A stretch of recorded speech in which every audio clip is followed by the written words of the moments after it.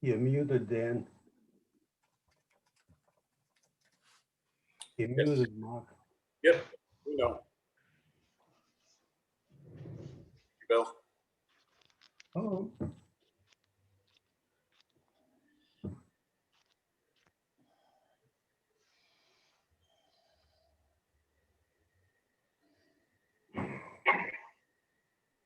All right, until we start the meeting, if everybody could just mute themselves. And also, if you right-click on your name on your screen, all the members are going to be done by me, but everybody else, if you could just put your full name, first and last, and then dash which company you're with, if you would, please. William, you want, You could either put Bill or William, but if you could just put your last name as well, and then like a dash or a minus symbol, and then the company that you're with, please. you mean type it in? Yes. So if you right click on where it says Bill Yeah, I on your just did screen, that. if you right click on it, you can go to rename. Oh, okay. Okay. I would do it for you, but I don't know who everybody is. So if you have a problem, let me know and I can do it for you. Thank you.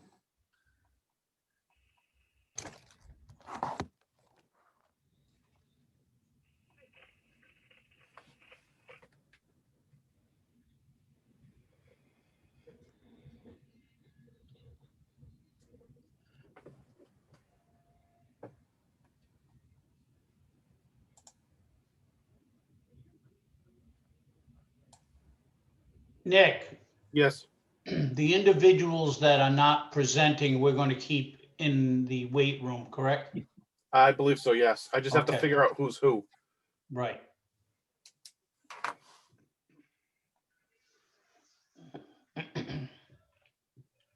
Nick, if I could add, this is Dan Tavares from CGA. Everyone that you see here will be on tonight's presentation. Okay. All right, so you were starting at what time? The 7 or the 7:15 time frame? We were told 7 o'clock. 7. Okay. So this is your entire group. So there's nobody else coming in. No. Okay. Okay. So Nick, everybody should just be in the waiting room when they're coming in. Anyways, they'll need access. Okay.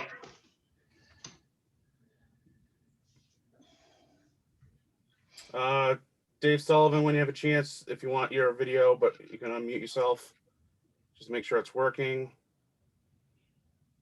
I see Chief Ravis here.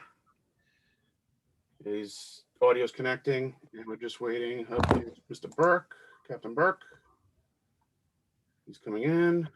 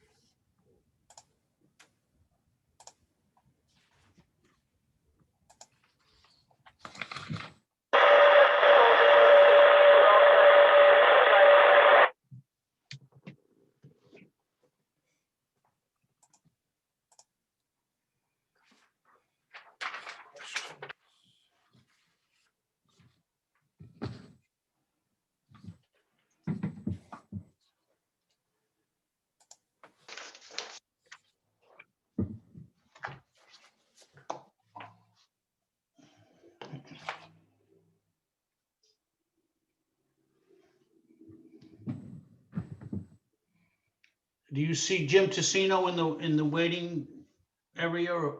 I don't, not right now.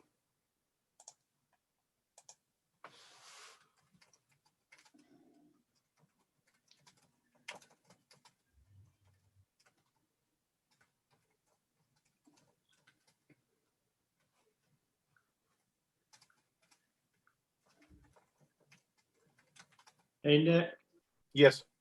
check your email. I just got one from Jim about the meeting.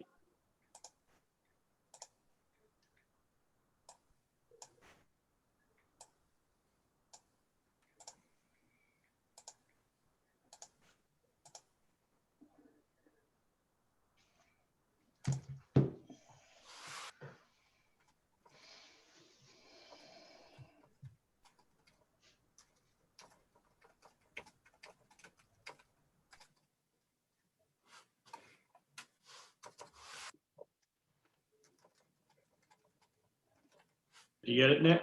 Yes, hold on, I'm trying to reply to him now. No problem.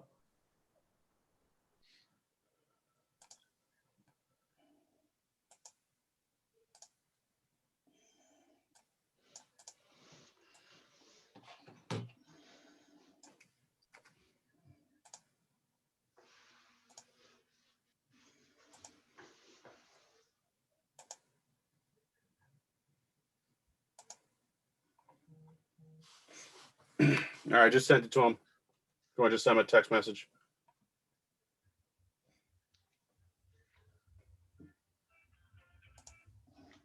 Hi, Jim. Yeah, Nick just sent it to you. Yeah. Just now, yeah. Nick, you just sent the link to Jim, correct? Yes, I replied to his email he just sent me. All right, he just got it. Okay, we're all set. All right, bud, bye. 1900 hours.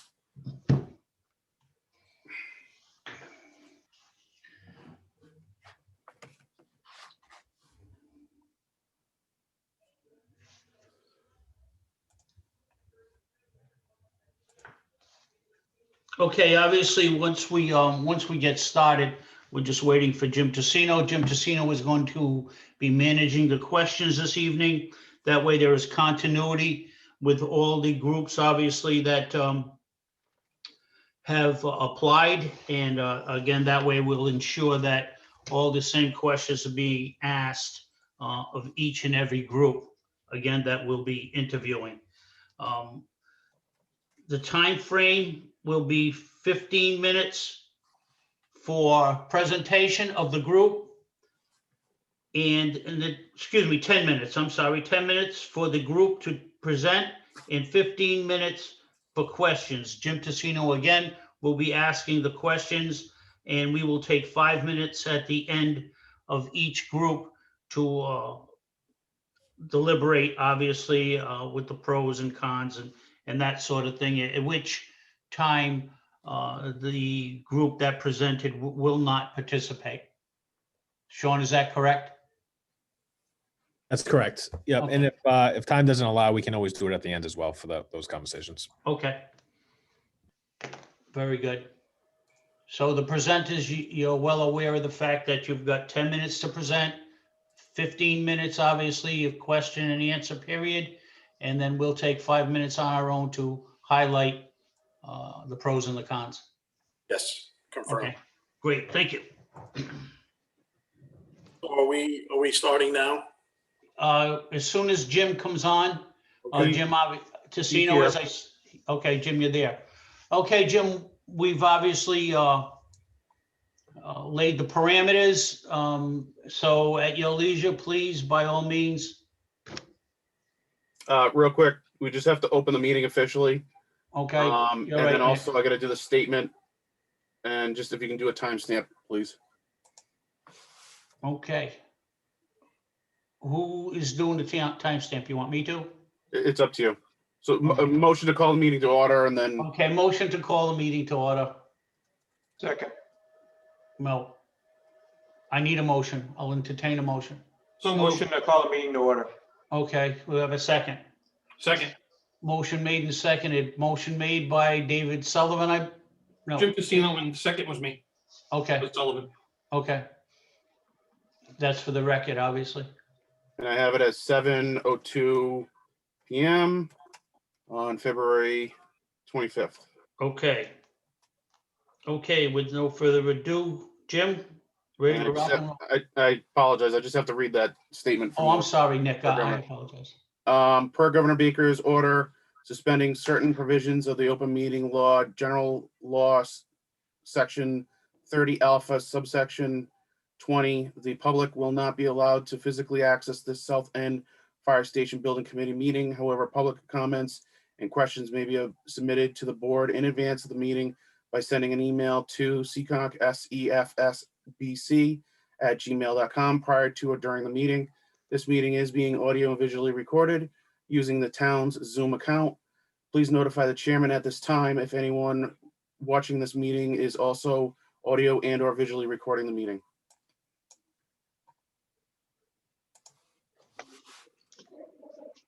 Perfect. Okay. Sean, you notice he changes a word in that every time, I think, you know. I So got that- rid of the subsection from the last subcommittee from last time. That's all right, Nick. So the interviews tonight, no particular order, right, Nick? Alphabetical order. Alphabetical order, that's right. Nick keeps telling me it's no particular order. Who's gonna be, well, so we'll go with the first question. Mark and Mary Beth, what do you find to be the most challenging about managing a building project? How has your project management experience helped you to prepare to manage those challenges? Before we get going, can we announce who this company is, please, and who's representing? Because we don't have that listed. Yes, and if we could, I thought we were going to give a quick 10-minute. I believe it was the 10-minute presentation first. That's correct. And then get into questions. I'm sorry. Okay, 10-minute presentation. Right. And less is more, fellas, less is more. Yes, and will be less. Okay. Presentation will be brief, but do you need to do an introduction first? Yes, please.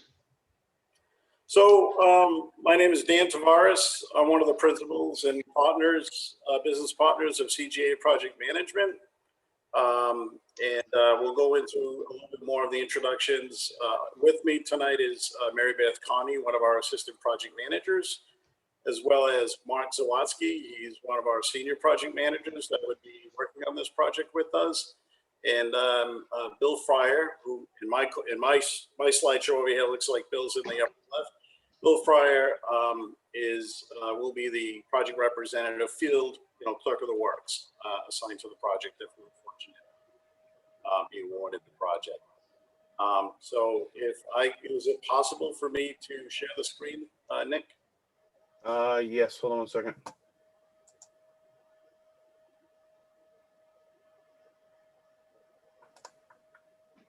First time sharing it, so hold on one second, sorry.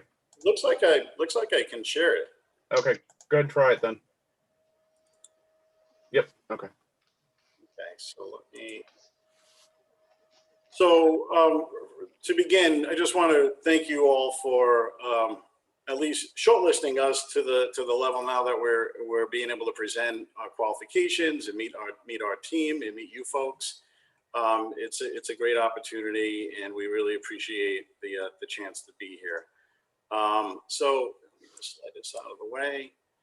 As you mentioned, this is going to be a 10-minute brief presentation. Our preference would be to just do some quick introductions, explain a little bit about who we are, what we do, and then get right into the Q&A, because we feel that you have a brief amount of time to get to know who you will be selecting to be your owner's project manager, which in our opinion, a very big responsibility and important decision to make, because this is the firm that you're going to be working with, that you're going to be trusting for the next several years.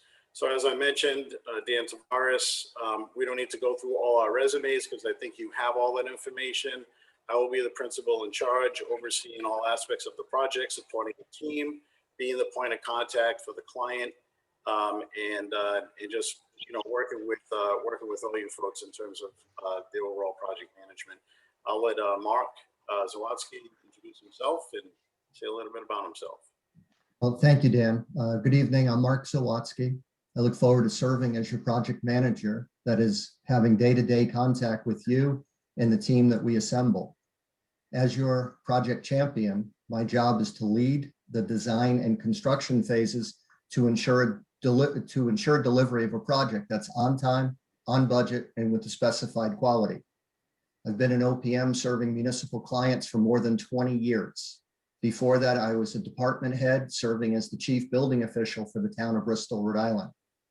I'm a former BOCA certified building official. I'm a certified construction manager, possess a construction supervisor's license, and I'm MCPPO certified. My circumspect background includes having served as vice chair of my town's planning board and as the chair of my community school building committee. It's because of this experience I know the type of information you need and how you want it presented in order to make decisions. I've actually previously worked in CCONC. I was part of the OPM team in the renovations of the high school and Martin Elementary School more than a decade ago. But specific to this project, immediately in the pre-construction phase, I look forward to assisting the town in procuring and evaluating your designer selection candidates, managing the design process to ensure that the project is affordable and that the design meets your needs today and into the future. As an example of into the future, we know, for instance, that emergency vehicle sizes have been increasing, that is both getting wider and longer. In 2 of my previous projects, both in Cumberland and Rehoboth, we actually changed the vehicle bay widths to accommodate future vehicle needs. I'm always striving to find a way to yes, investigating as many possible courses of action to present to you for your decisions. We know that the vast majority of project costs are determined in the first 60 to 90 days. My role will be to help the ownership team evaluate the different building types and their cost impacts. Again, using Cumberland as an example, their public safety complex was a wood framed timber structure. In Portsmouth, that process yielded a steel frame masonry building. Both of those buildings had their advantages, but at different price points. I'll use the tools to help inform you and make recommendations and give advice to these and hundreds of other critical decisions. In construction phase, I'm going to be working with Mary Beth and Bill, who will serve as your clerk of the works. And now I'd like to introduce you to Mary Beth, who will tell you about her role during both pre-construction and construction phase. Good evening, Okay, and thank just a time check. You have 2 minutes. Good evening, and thank you for having us. My role in this job will be to document the project from inception to completion. I'll attend meetings, record minutes that accurately reflect the decisions made that'll best serve the owner's interest. I'll work closely with Dan and Mark and Bill to make sure that we have all project documentation. We use a variety of tools like Submittal Exchange, Procore, and in-house document control to match whatever the project systems used. I'll ensure that you get exactly what was specified and what you paid for. During pre-construction, I'll document decisions, pre-qualify contractors, prepare the documents for bidding for construction. And during construction, I'll be on site. I'll be supporting Mark and Bill as they confirm installations, oversee third-party testing agencies. I also follow up with the engineers and the designers to ensure that your systems are operating properly. I'll also work with Shannon in our office to make sure that the project documentation and administration with financials and accounting is all completed and prepared for your town. In a previous life, I was a civil engineer. I did commercial and residential drainage. So I've had plenty of site work experience as well. You have 1 minute. 1 minute left. Okay, thank you. Bill, do you want to say a couple of quick words? Yep, my name's Bill Fryer, and I'll say it in a minute. As your project representative, clerk of the works, I will be playing a support role to the project team during design and permitting, and to be the principal point of contact for daily site activity. I will also prepare all daily reports, review and comment on all quality assurance concerns, and review daily safety procedures and guidelines to maintain a high level of safety and security oversight for the project. Okay, thank you. Time's up. Jim, you ready? I'm ready. For the first question, what do you find to be the most challenging about managing a building project? And as our project manager, how has your project manager experience helped you prepare to manage those challenges? Briefly, please. Mark, would you like to take this? Certainly. Challenges, well, first of all, it's municipal construction in the Commonwealth of Massachusetts. So we have Chapter 149. We have a file sub-bid process, and we have general contractors that, depending on project size, are, I don't know how to say this diplomatically, that's why project OPMs exist. Our role here is to keep everybody honest and to make sure that you're getting everything that you are entitled to. So one of the most challenging parts of the process is the law itself. In terms of, see, our role is also that of quality assurance. The contractor is responsible for quality control measures And Bill Fryer, Mary Beth, myself, and Dan were always actively concerned with making sure that you're getting exactly what you're entitled to. This is a municipal building that has a lifespan of at least 75 years. We want to make sure that that building meets and exceeds your expectations for that entire lifespan. Thank you. Second question, how do you manage and communicate with the various stakeholders on a building project? Examples, the town, the architect, the general contractor, and the filed subbids. So I can take this one. So we actually pride ourselves as being good communicators. We listen very carefully with to the owner, to all parties that are involved in a project like this. So our method of communicating is to keep an open dialogue and to represent the owner's best interest essentially at all times during these conversations. We try to do our best to protect the owner in these situations. We communicate through how we would typically be doing it is like during the course of the design process, we'll be working closely with the architect once they're selected and representing you folks, sitting in all the meetings, taking meeting notes and minutes of those meetings. There's a record of it. And then during the building committee meetings, with the building committee meetings, we'll be presenting reports. In those reports, we'll be talking about the progress of work, the schedule, budget, any challenges that we see up, and then we'll also be part of your outreach. You guys heard me okay, or am I? It's rough, but we can hear you. Okay, thanks.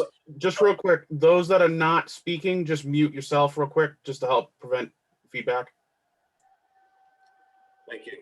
So, and then during the, another form of the communications is like, I should have mentioned, I think you guys read this, I'm a Seekonk resident, been a Seekonk resident for 28 years, going on 28 years this spring.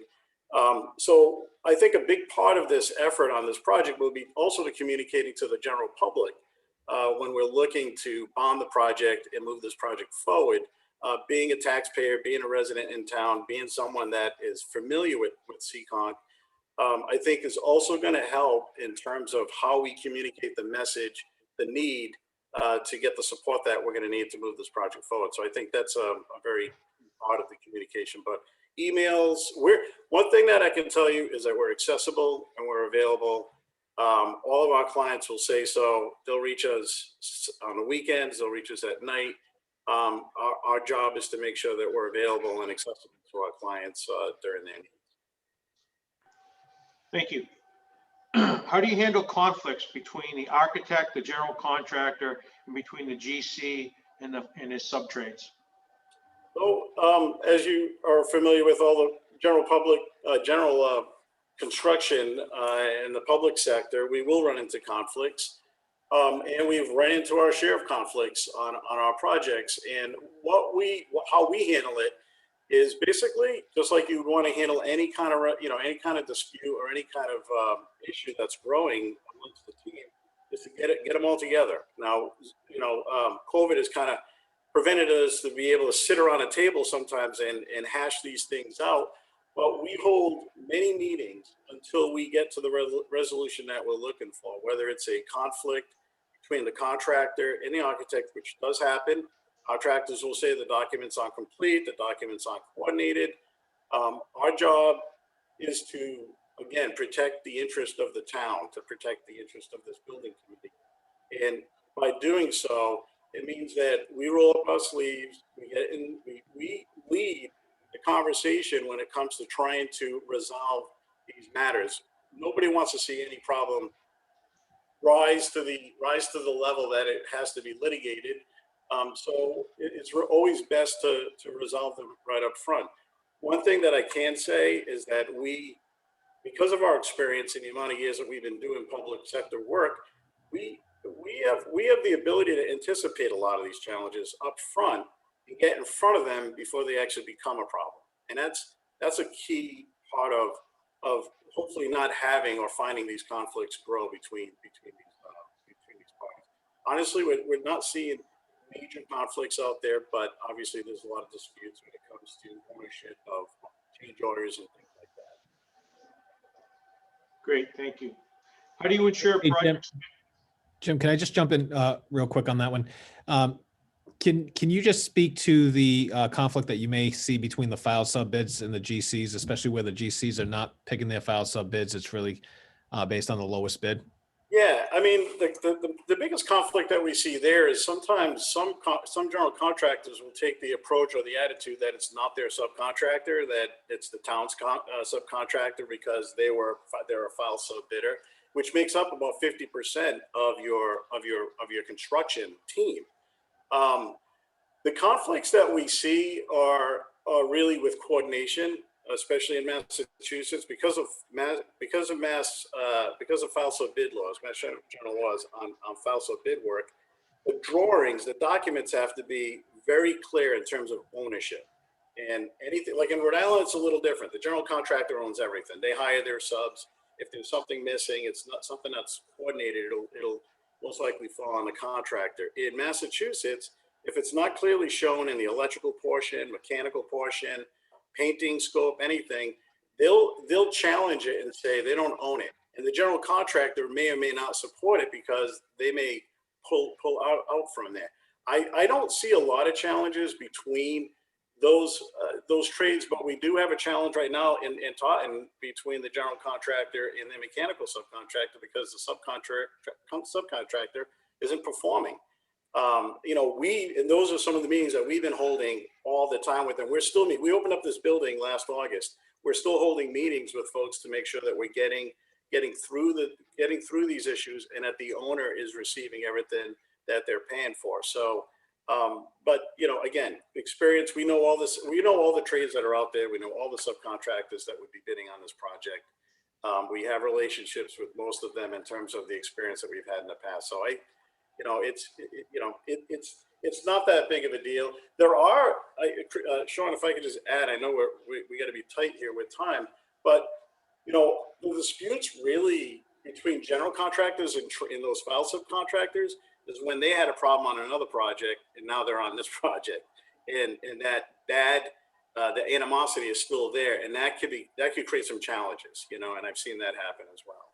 That's another example, I think, of how that could happen. All set? Thank you, Jim. How do you ensure schedules are met without sacrificing work quality?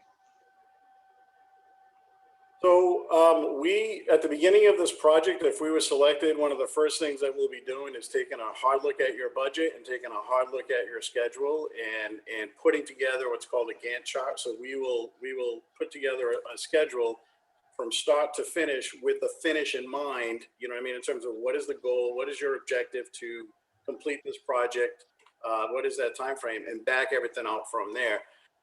And we talk about it every week. During construction, we'll be talking about it every week. We talk about quality control, quality assurance. We talk about schedule. We talk about safety. We talk about a lot of factors and any long lead items that could potentially affect the schedule. Contractors want clear documents. They really don't want change orders. They're forced into, sometimes they can take advantage of it, but they also know that could impact the schedule. So they're really trying to get the project complete. So we basically have a plan. We map out a full plan from start to finish at various levels of detail. And even during the design process, we want to make sure that even during the design process, that's the first step in making sure that you're going to meet your end goal by hiring your architect, making sure that they're fulfilling their obligations and delivering on the documents in a timely fashion before we even go out to bid and get your contract on. Yeah, Dan, I'd like to supplement one additional comment here. To the extent possible, we'd make recommendations to the town as to the timing of the start of the construction phase. For instance, rather than start a project breaking ground in October or November, where you're going to be into significant winter conditions with foundation and underground utility work and sanitary systems, we might suggest timing the completion of the documents and the procurement of them to begin and break ground, for instance, in early spring. That way you mitigate all of the winter condition costs, because then you'll have a building that's completely enclosed and you're doing interior finish work by the time the next winter starts. So those are some of the ways that we manage exposure and risk to the town as it relates to the schedule and has a budget impact. Jim, if I could, I'm sorry. I know we got a tight schedule, but I think this one's important too. I guess what I was looking for in terms of this particular question is, especially with, and I understand the Gantt charts and the project schedules, but where we have a GC that might potentially need to meet substantial completion by X amount of days, if not liquidated damages come into play, and if there's some slips in the schedule to ensure that there is still quality workmanship through either the GC or the subs. Okay. You have 3 minutes. Thank you for that clarification, Sean. So, yeah, when it comes to construction, you have your schedule, you have your budget, and you have your quality control aspect. You want to make sure that you're still receiving the quality product that you're expecting. That's why during our construction meetings, we discuss the schedule every week. We get a 3-week look ahead from the contractor. We know, and we see their big schedule as well to make sure that they're not missing their target dates. But having Bill on site, having a third-party quality assurance contract vendor out there doing their inspections, and the architect, we make sure that the quality is never at risk, that you're always receiving what you're expecting, what you're paying for. So if the contractor's schedule starts to slip, they're going to have to do what they got to do to make up for that time. So they have to come up with a remedial plan to make up for lost time, whether it's working overtime, weekends, and we'll be basically driving that process with them. Quality will never be sacrificed, I can tell you that. As an architect and someone that has been working on projects like this for a very long time, we don't like to see the quality is everything. I mean, the quality is beyond just materials. It's really your systems and everything that goes into these buildings to make sure that listen, we're all going to be paying for this project. We want to make sure that we're getting what we're supposed to be getting paid, what we're supposed to be getting. So. Great. How do you minimize change orders on a project? I can just say this. We can minimize change orders on a project by, 1, hiring the right architect, hiring a good architect. That's where it begins, right? So 2 is making sure that we do a lot of upfront investigations on your site and anything that could potentially be a cost factor or a delay factor in your schedule. That's a very important. So in other words, to minimize change orders, you have to do a lot of things up front to put that all in place. We didn't get to really present all of our qualifications. It's a different format here, but we've done a lot of quality assurance reviews with documents. We have a very low change order history, We're completing a multi-million-dollar elementary school project in Taunton with under 1% in design-related change orders. So one of the things that other aspects of change orders is also owner requests, and part of that is maybe you didn't fully understand everything that you needed in the building, and therefore these changes are going in. So I think it's very important, like during the design process, we spend a lot of time with you, looking through the drawings, looking through the specifications, making sure everyone fully understands what it is that you're getting. Do a thorough review of the documents that the architect is preparing, and make sure that we're doing all our homework with all the potential unforeseen conditions that may exist in the demolition, that may exist with the site itself, anything that's hidden, and then just manage that process. I mean, we're very effective with that. We're like I said, we're architects. We've been in this industry a long time. We know what to look for. We know the problems that typically occur on these projects, and we get them up front to try to minimize the change orders after the fact down the road. Okay, time's up. Well, listen, thank you so much for this opportunity. We know that there's going to be other qualified OPMs that you're going to be meeting. I think the big difference is selecting someone that understands CCON, that has the right attitude, the right mindset to be advocating for the owner, and to work closely with you folks in terms of making sure that this gets accomplished. Like the whole idea behind this is to get this project moving forward. So in any event, again, we thank you for the opportunity here. I don't know if there's any closing statements that we can make or show you anything, or maybe we can send you what our presentation is going to be if you think that would be helpful, just as a reference or however way you want to do this. But again, thank you. I think we're all set for right now. Okay, thank you. So again, appreciate the opportunity. We know that this is going to come down to, chemistry. Really, if all things considered equal, who's going to be the right one to come in and be able to work with you folks on this project? So thank you again. Thanks. Thank you for your time. Thank you. Have a good night. You Thank too. you. Thank you very much. Thank you. Okay, we've got 3 minutes to spare. Do you want to wait to deliberate or discuss each group after we obviously go through the rest? Because obviously we're really crunched for time. Might be better off doing that. Okay, Yeah, I would agree. We could do it at the end. okay. All right. Because these other groups are probably going to run over as well. So, Right. okay. Is that permissible, Sean? Yep. Yeah, no, I'd recommend that as well. Okay. Who's next? Believe it's Colliers. I have 3 people waiting in the waiting room. Did you happen to have any names, Mr. Dean, of who was representing each firm? I did not, but it's probably in the presentation, but whoever's in the waiting room would be next. Let them introduce themselves, Nick. Yeah.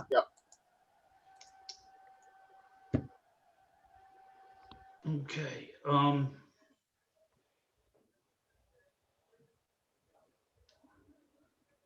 We'll start them at 7:32. Is that all right? Yep. Give them time to get in. Are they all there, Nick? I believe so. Those that just entered from Colliers, if you could just do me a favor and put your first name, your last name, dash, whatever your position is, or just the name of the company. I believe Ken already has it. If you don't mind, please.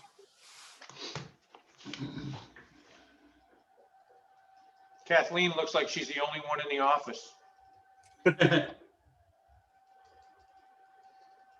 Got to work hard, right? Yep.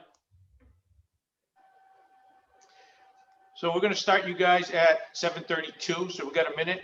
You're going to have how many minutes, Dave, to introduce? They've got 10 minutes to obviously introduce themselves, get their message across, and then they'll have 15 minutes of questioning, and we will obviously deliberate at the end. We'll have 5 extra minutes, not that it's agreed that they can use it arbitrarily, but if they happen to be obviously in the middle of a statement, we're not going to stop them. So 7:32, rock and roll. Take it away. Okay. Colliers, you're on. Great, thank you so much. And I'm just going to share my screen real quickly and be able to bring up our presentation. Can everybody see my screen? Yes. Great. Well, thank you so much for allowing us to come here tonight and present our team, our experience, and our approach to this very, very exciting project. I'm going to introduce you to our team. Here you see on your screen our key personnel. Talking about our core team, starting with myself, I'm Ken Guyette. I'm Senior Director with Colliers Project Leaders. I've been with the firm for a little over 10 years now. I'm an architect by trade, U.S. Army veteran. I spent 6 years in the Army and have been doing owner's project management services for well over 20, 25 years now. With me tonight is Tony Deluzio. Tony is our subject matter expert. He has a wealth of knowledge when it comes to public safety facilities, and he is going to be our subject matter expert. Tony. Yes, thank you, Ken. Tony Deluzio. I've been educated in architecture and architectural engineering. 30 years I've been providing OPM services, with 95% of my career dedicated to police and fire services and the projects in the public safety sector. Thanks, Tony. Kate Turner, who's also here with us, she is going to be your project manager. She is essentially going to be the one that's going to be your day-to-day contact throughout all of the project phases. Kate? Thanks, Ken. My name is Kate Turner. I'm a project manager with Colliers. I have, I'm not quite up to Ken and Tony's level. I have about 13 years of experience in the design and construction and project management fields. I work mostly in municipal, local government projects, school projects, both K-12 and higher ed. Great, thanks. In addition to the core team you see on this slide here, Robert Lee is one of our senior project managers with our commissioning and energy services group. He'll be our mechanical, electrical, plumbing support for any kind of questions or technical support that we have in those trades as we're going forward. Tao Nguyen that you see on here, she is our financial and monitoring and reporting expert. She's the one that ensures that we're keeping our reports, our financial logs, our contingency status reports up to snuff so that we can share those with the committee at a moment's notice, and all that information is real time. Joe Naughton that you see on here, he's our managing director for the Northern New England region, and he has oversight over all of our projects throughout the Northeast. In addition to everybody that you see here on the slide, we have well over 120 professionals that range from former architects, former contractors, engineers of all sorts, building officials. We really run the gamut on our professional services. We have, if there's a question that's come up in construction, somebody in our office has done it before, and we can really leverage that experience on all of our projects, which is really fortunate for us. You've seen some of our qualifications, obviously, so you know that we have a tremendous amount of experience, and especially in public safety throughout the Commonwealth. You can see here our office locations in Agawam, Boston, and Providence. So of particular note, obviously, is our Providence office is, I believe, 17 minutes away from Seekonk. So again, a tremendous amount of experience, and we want to look forward to leveraging that for this project as well. And with that, I'm going to turn things over now to Tony. Thanks, Ken. So what we know about your project from our investigation and reading through the RFQ and going through the study, we've got an anticipated project cost of about $3.5 million. Did some Google work and some background work on 69 School Street and understand the concerns of the residential neighborhood, the area, and trying to fit a fire station in there, having it been a former, local community school site. Went through the Brewster Thornton study. A lot of good information in there. It's recent. It's not like, sometimes when a committee gets to the point of hiring the OPM, the study can be 2, 3, or several years old. So good that this information is somewhat relevant and new. The site will need variances, is indicated in that study, and we're well aware of that. It is typical for fire stations, police stations, to have many parking variances, other restrictions that we need variances for. And so we're very comfortable helping our clients and the architects set those up in an orderly fashion to get through those approvals. And they're pretty seamless once you get to know what the ins and outs of them are. And the design is potentially going to include an EOC space, large meeting room, or I think in one case it was defined as a future dispatch center if needed, and a pad for a tower. And many of our projects have all of those items, or many of those items, integrated into the projects. Just about everyone has some kind of radio tower, antenna tower need. And many of them are regionalizing now. So we have experience with regionalized EOCs and communication centers. So we understand those nuances of your project as well. Ken? So challenges and considerations, we go through the studies and we go through the RFQs.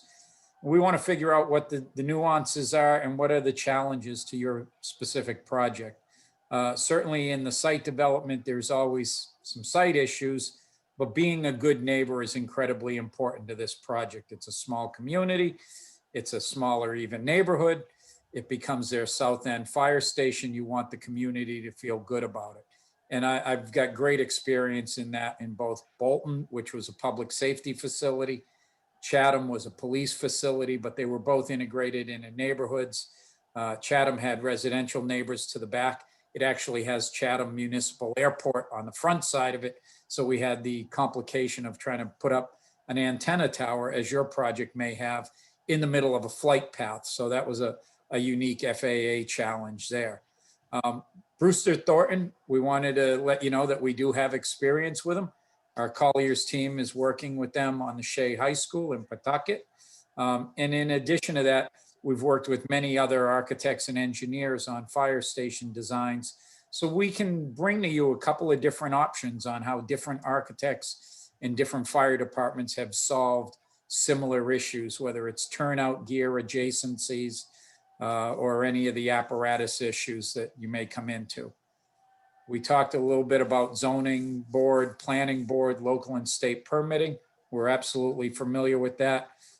Many of our projects fall on major state highways, and we end up having to migrate through the challenges of DOT permitting, and that adds another complexity to it. So we're familiar with those entities. We have past experiences and track records with many of the planning, zoning, and state permitting agencies. Station alerting is always one, especially in dealing with stations. Understanding this will be probably your third station. We're familiar with those systems. I've worked with many of the vendors throughout the procurement, the installation, the management of those systems that typically don't fall under the general contractor, right? We're gonna have a general contractor build the building, but some of those owner systems that are unique to Seekonk and Seekonk Fire Department, we're gonna have to help integrate those systems into the building. Separation of public and fire areas are always a concern, keeping the safety of the staff, keeping the public areas secure. Those are always a concern. And then lastly, but certainly not least, the separation of those spaces from an air quality, indoor air quality issue. We understand, and as I said, I've been a member of Mass Fire Chiefs for 25 plus years, understanding the separation of carcinogens, clean and dirty spaces, the fact that in January, it might be 20 below with a 15-mile-an-hour wind chill, the apparatus doors go up, the cold air comes flying in. These spaces need to be heated, they need to be environmentally controlled. And this is a great segue over to Kate in her first slide, because if we're going to take these large volumes of air and we're going to scrub them and clean them and introduce new air and temper that air, we want to be doing it efficiently. We want to be doing it with as little energy expended as possible. And that's really where I'll turn it over to Kate. 1 minute. Thanks, Tony.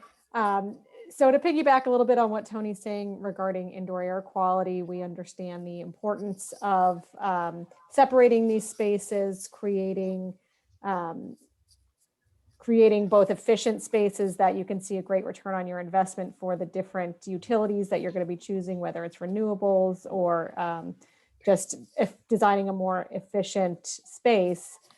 And we look forward to kind of tailoring our approach to sustainability and community outreach based off of the project itself. Understanding, working on municipal projects, we understand the importance of engaging with the members of the community, engaging with the taxpayers. We know that in the days of COVID, things are a little bit different now than they've ever been before. So we've gotten very adept at altering our approach. I've hosted dozens of online community forum sessions via Zoom or GoToMeeting. And as you can see a picture here, we've got some creative outlets as well with a drive-up community engagement session, waving a colored index card to indicate your preference and tuning in on the radio to hear the different options that are available. Social media is another cornerstone of our platform for community outreach. It's a great way to get the community engaged and informed on a daily basis so they can really be involved in the process, see how it's unfolding, and really feel a part of the community, understanding the benefit that this project will have to them. Time's up. Perfect. We're done. We're going to field you a couple of questions that we pre-prepared. Great. Question number one, what do you find to be the most challenging about managing a building project? And how has your project management experience helped you to prepare to manage those challenges? Tony, you want to try taking that one? You'll have 15 minutes for the questions. Okay, thank you. You know, managing projects is like, in most cases, babysitting all the subs and the general and all the different entities that have to go into this.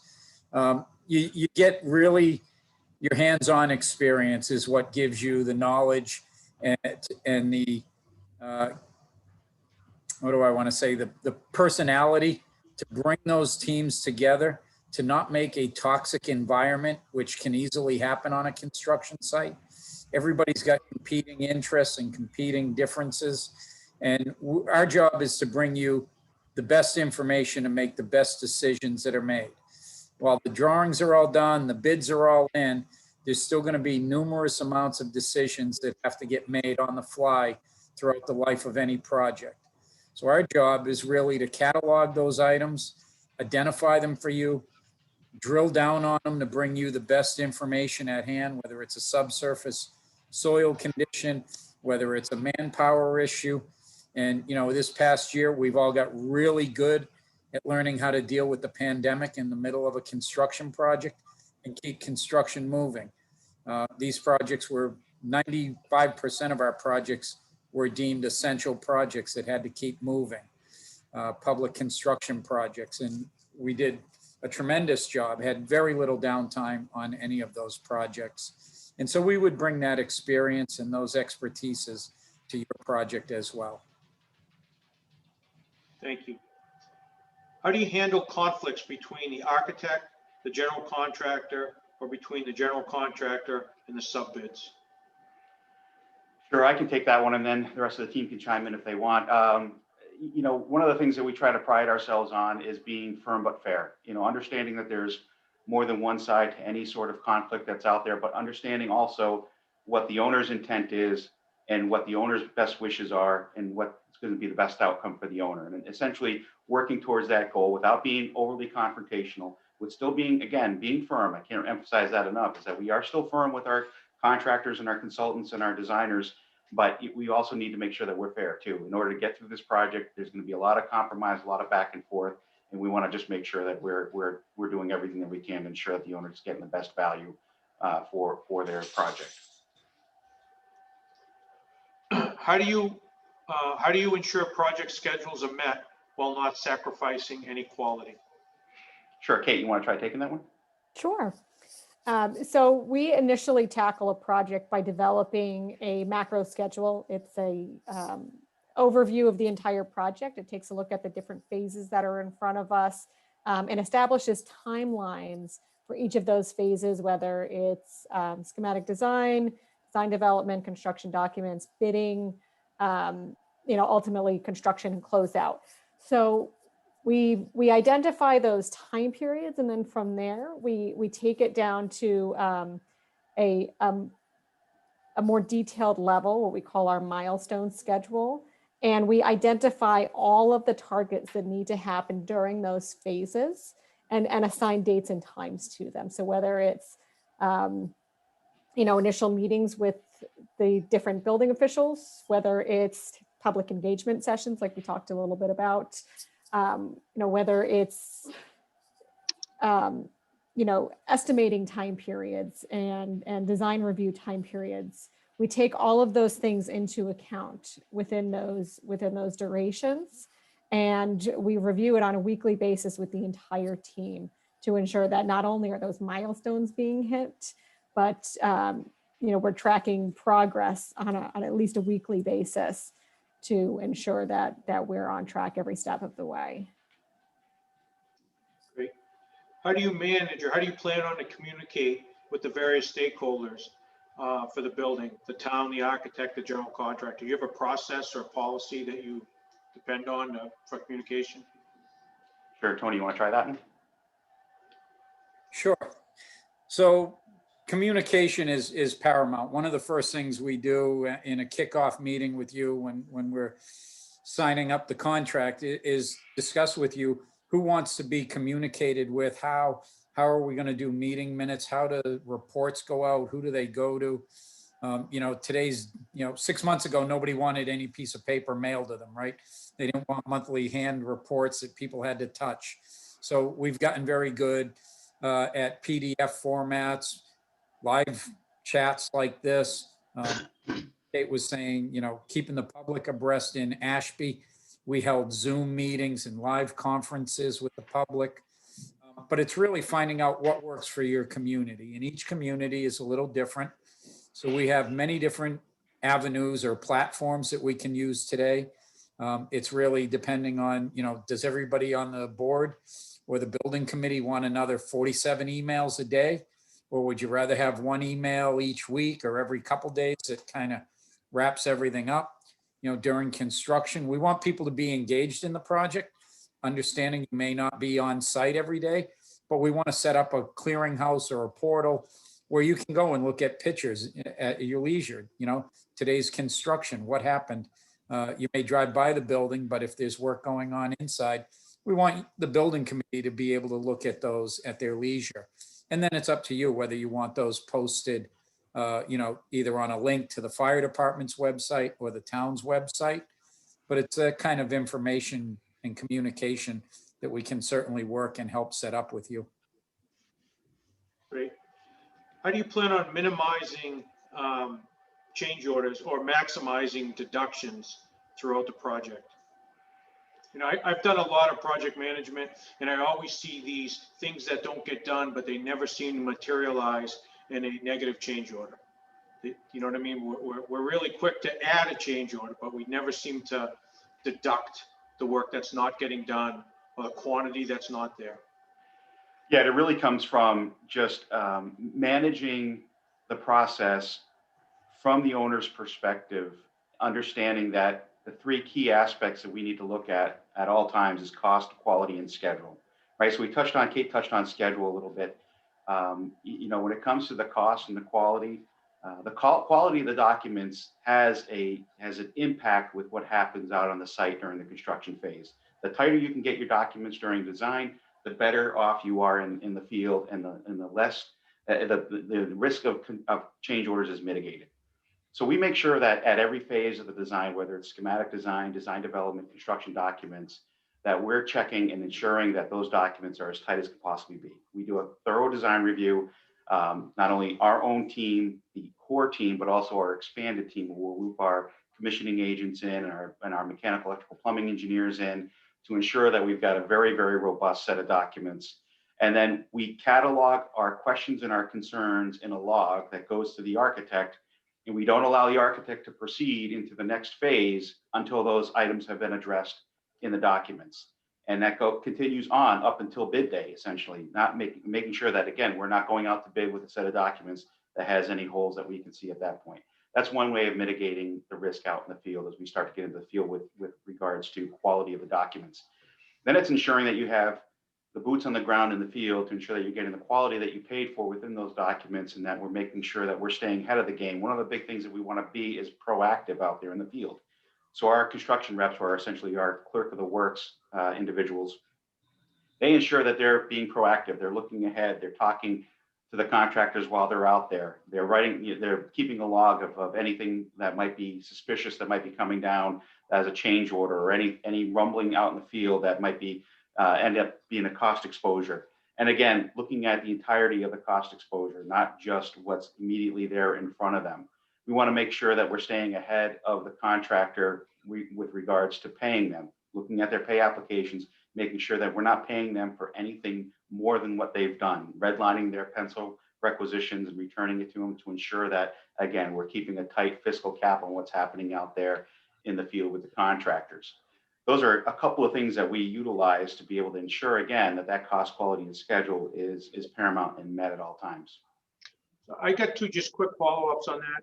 Would you intend to have the same clerk on this project from cradle to grave, or would you rotate in and out clerks as demands changed on your many other projects?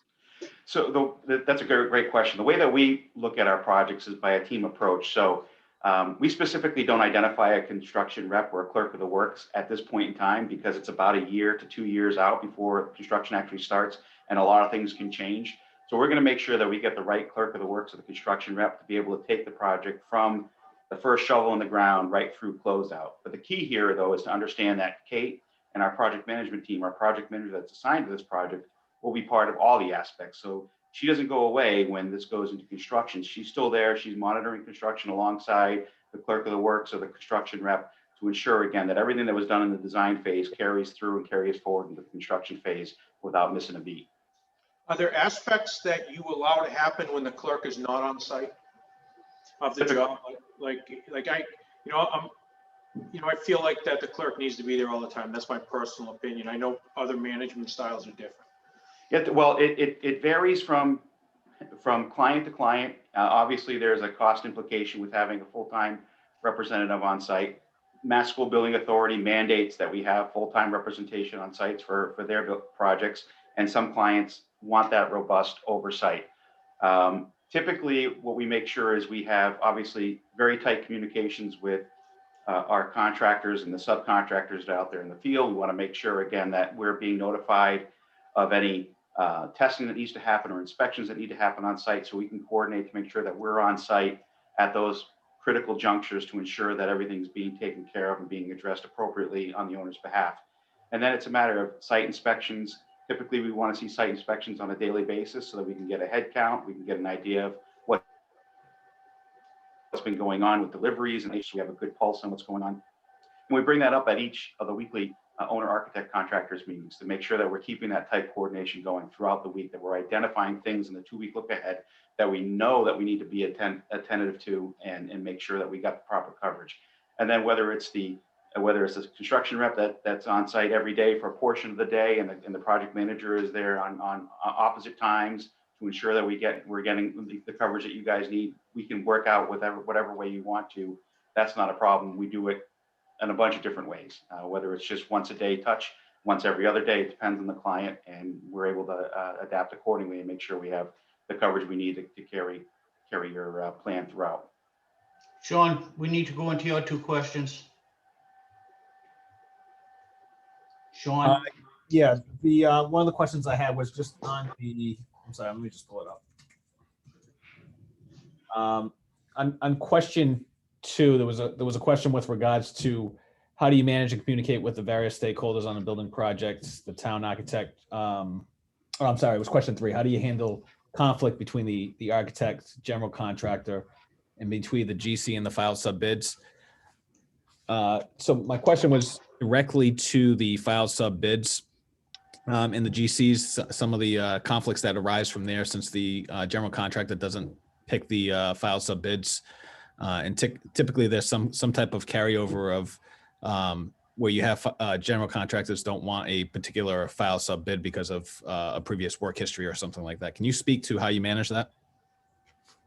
Yeah, really, I'll start, and then Tony, if you want to jump in, you can, or Kate. Sure. Really, it comes down to ensuring that we've got a robust contract that the general contractor signs that ensures that, the dates that are critical to the client and critical to the owner are met, whether we discuss liquidated damages at some point in time, they include that in the contract, something that gives the contractor, the general contractor, incentive to put those other items behind him and focus on getting the job done. We've worked with a tremendous amount of general contractors that have interesting relationships, previous relationships with sub-bidders, filed sub-bidders, and we've been able to ensure that they put that behind them and march forward with the project. Ultimately, we don't own a contract with the filed sub-bids, they do, so they've got to make sure that, again, our contract with the general contractor, so that's who we're going to be making sure that we're pressing, and he's going to have to ensure that he's got enough of a good relationship with those subcontractors to carry that forward. Otherwise, it's not going to work, and he's going to have to be the one to pay the penalty if he misses his dates. Yep. And then my second follow-up question was on question 4, in terms of how do you ensure project schedules are met while not sacrificing work quality? And I know Kate spoke to that, but in particular, as you kind of alluded to with the GCs that are tied to a project schedule or substantial completion, if you will, by X amount of days. And if there's liquidated damages associated with that and we're falling behind or slipping with the project schedule, how do you maintain that schedule and ensure that quality of workmanship?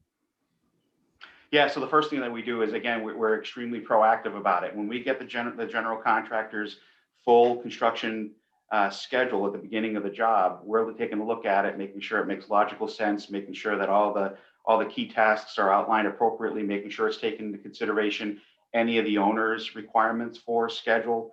And then we're using that as our roadmap going forward. So at every one of our weekly meetings, we're taking their 2-week look ahead schedule that we get from them, and we're comparing it to the baseline. And we're making sure that we're staying on schedule. If that thing starts to slip, we're looking at getting a recovery from schedule from them immediately. So we don't have to worry about 6 weeks down the road that we have to recover 8 weeks worth of time. We're looking at it immediately in time with the schedules that we have there in front of us. And then it's a matter of just ensuring that we're monitoring that progress. And if things start slipping, putting them on notice, keeping the owner informed, keeping the owner's counsel informed if it gets to that point. Thankfully, we've never gotten to a point on any of my projects where I've ever had to call a bond. Thankfully, we've always been able to work through it with enough of the provisions within the contract to be a big enough stick to make sure that the GC performs. Thank you. You're welcome. Jim? We have one last question. Do we have enough time for it, Dave? Yes, we do. Tell us Barely. about, yeah, quick, less is more, less is more. Tell us about a project, that you would consider a failure, or a process you consider a failure, it didn't go quite right, and what were your takeaways that you gained from that experience? Okay, I'll start, and then Tony and Kate can give theirs. Mine was Cold Grove Elementary School in North Adams, Massachusetts. It was a K through 7 elementary school project. The takeaway there, obviously with every one of our projects, we get a tremendous amount of scar tissue, which helps us in our next project. Thankfully with that project, we did have a very robust contract that we were able to leverage against the general contractor. But in that one instance, with it being a low bid project for Chapter 149, we ended up having to choose a general contractor that was out of state. They were in Connecticut. North Adams isn't the easiest place to get to on a good day, let alone from a contractor from Connecticut.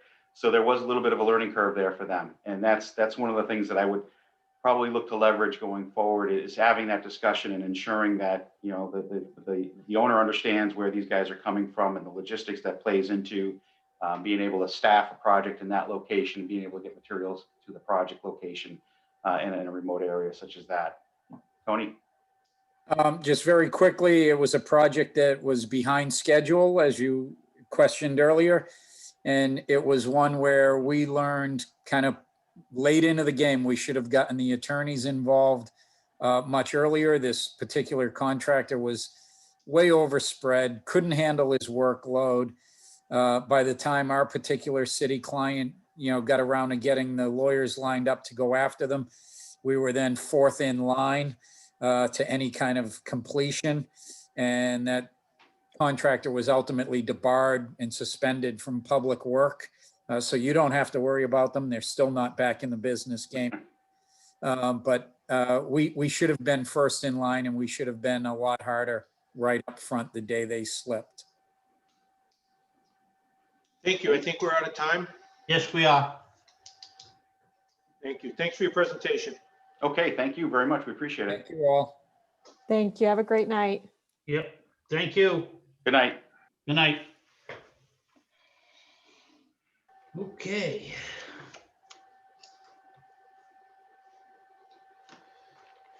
Who's next? Well, we got a couple minutes, right? Yeah, we do. Hill is next.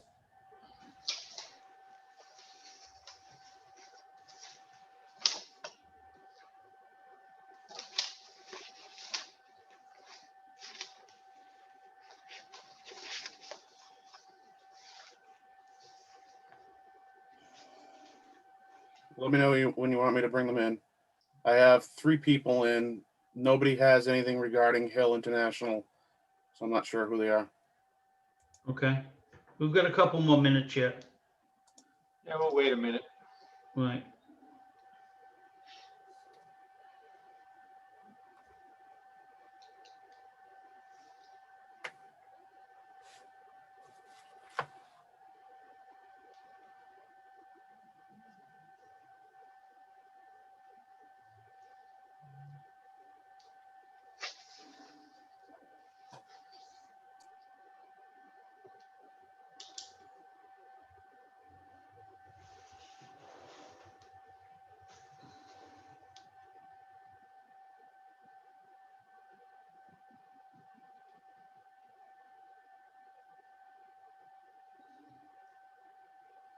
Anytime you're ready, Nick.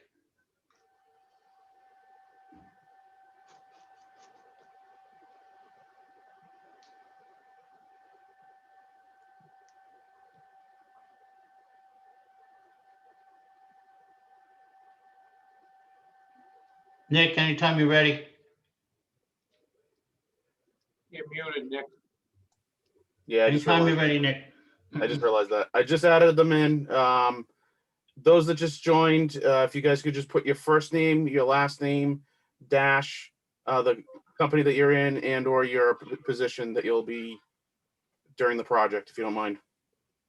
And this is for Hill International, just to verify that those are the representatives here.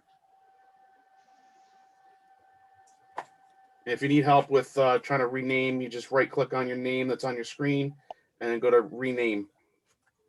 Again, first name, last name, dash, Hill International, and then if you want to put your position, title, please. Thank you very much.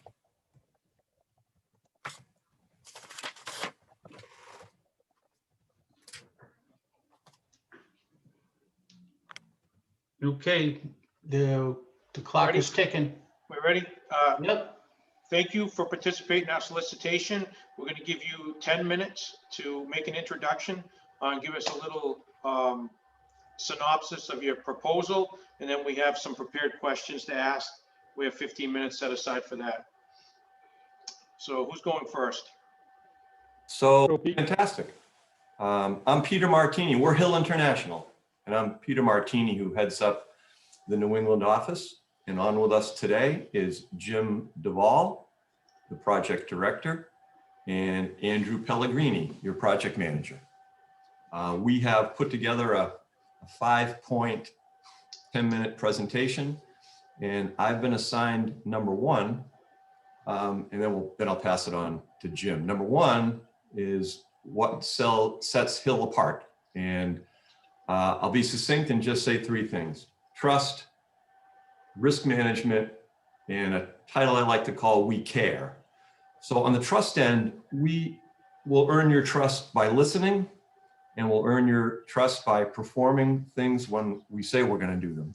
And by setting that example, we expect the same from the architect and general contractor, and this leads to a very productive and successful, and we all love to build, so an enjoyable project. On the risk management end, Hill tagline is the leader in construction risk. So as far as the risk end goes, we'll properly assign risk, we'll identify it with your help, and we'll alleviate it. Within the first week of the project, we will have a tool to you, our risk management tool, that is going to set down the risks, and it's in a working tool that we will work with you on. And under the We Care issue, you know, we give your project our most personal attention. You have our attention. You'll have my phone number to call anytime you need to call it, and do that anytime. We provide work on a wide variety of projects, different sizes, different communities. This project is extremely important to us. Many of us at Hill work on committees just like you are. I'm on the Arlington Permanent Town Building Committee. We do this because, and we work at Hill and do that because we love these transformative community projects. With that, regarding our philosophy, I'll turn it over to Jim. Thank you, Peter. So again, Jim Duval, project director. I started my career back in 1985, and I had a mentor to guide me along my way in my first few years. a guy from Paris of all things. But he told me one of the most important things, there are three things to really pay attention to in your job. And one is pay attention to detail. He used to say, be accurate or be unemployed. Be very careful that you do everything right. And most importantly is to have integrity throughout your entire career, everything you say. Your word is your bond. At Hill, I find that all the people I've met at our company have those same traits. And that's one of the things that makes us really successful as an owner's project manager, and will make us successful in representing CCONC should we be selected. I learned also that in my career that you have success by showing respect to everybody that you're working with on the project, because showing respect leads to trust.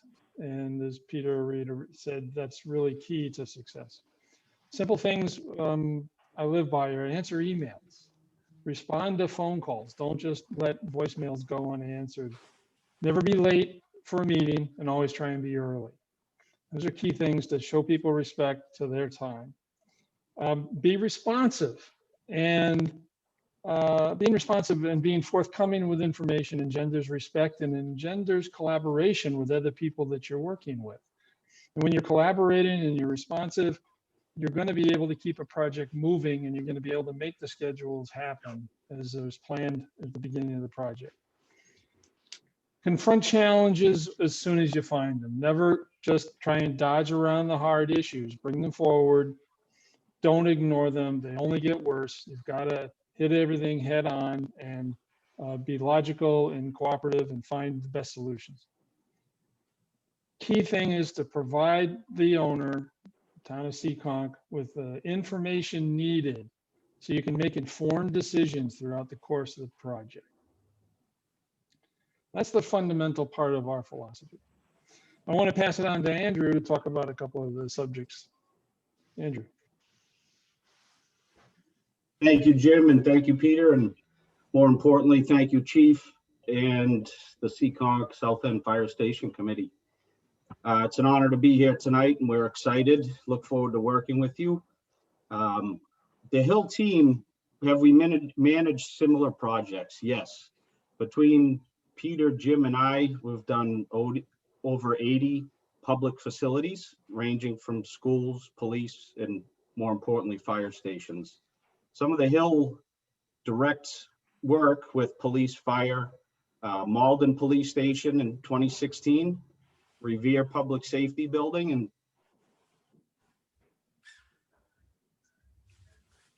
2008, and a public works. Personally, I have done some work on police and fire as well prior to Hill. The Acushnet Police Station right up the road, I was a part of. That was in 2015. That was a $5.7 million facility, similar to this size project. I was on a Webster Police and Fire project, 2015.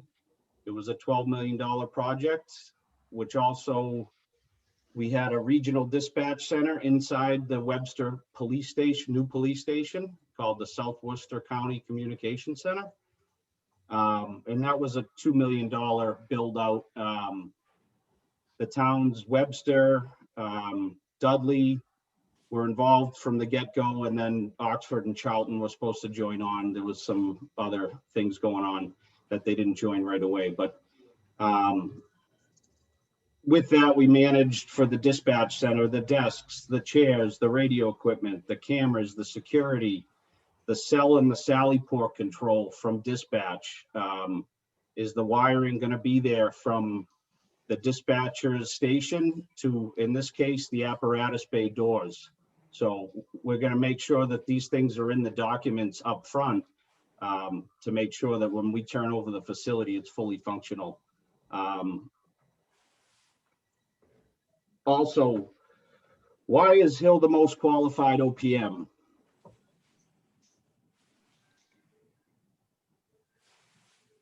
So, number one, we're going to, with the current process, we want to understand the committee's ideas, needs, wants. We want to review things that have been done to date, such as 3 schemes.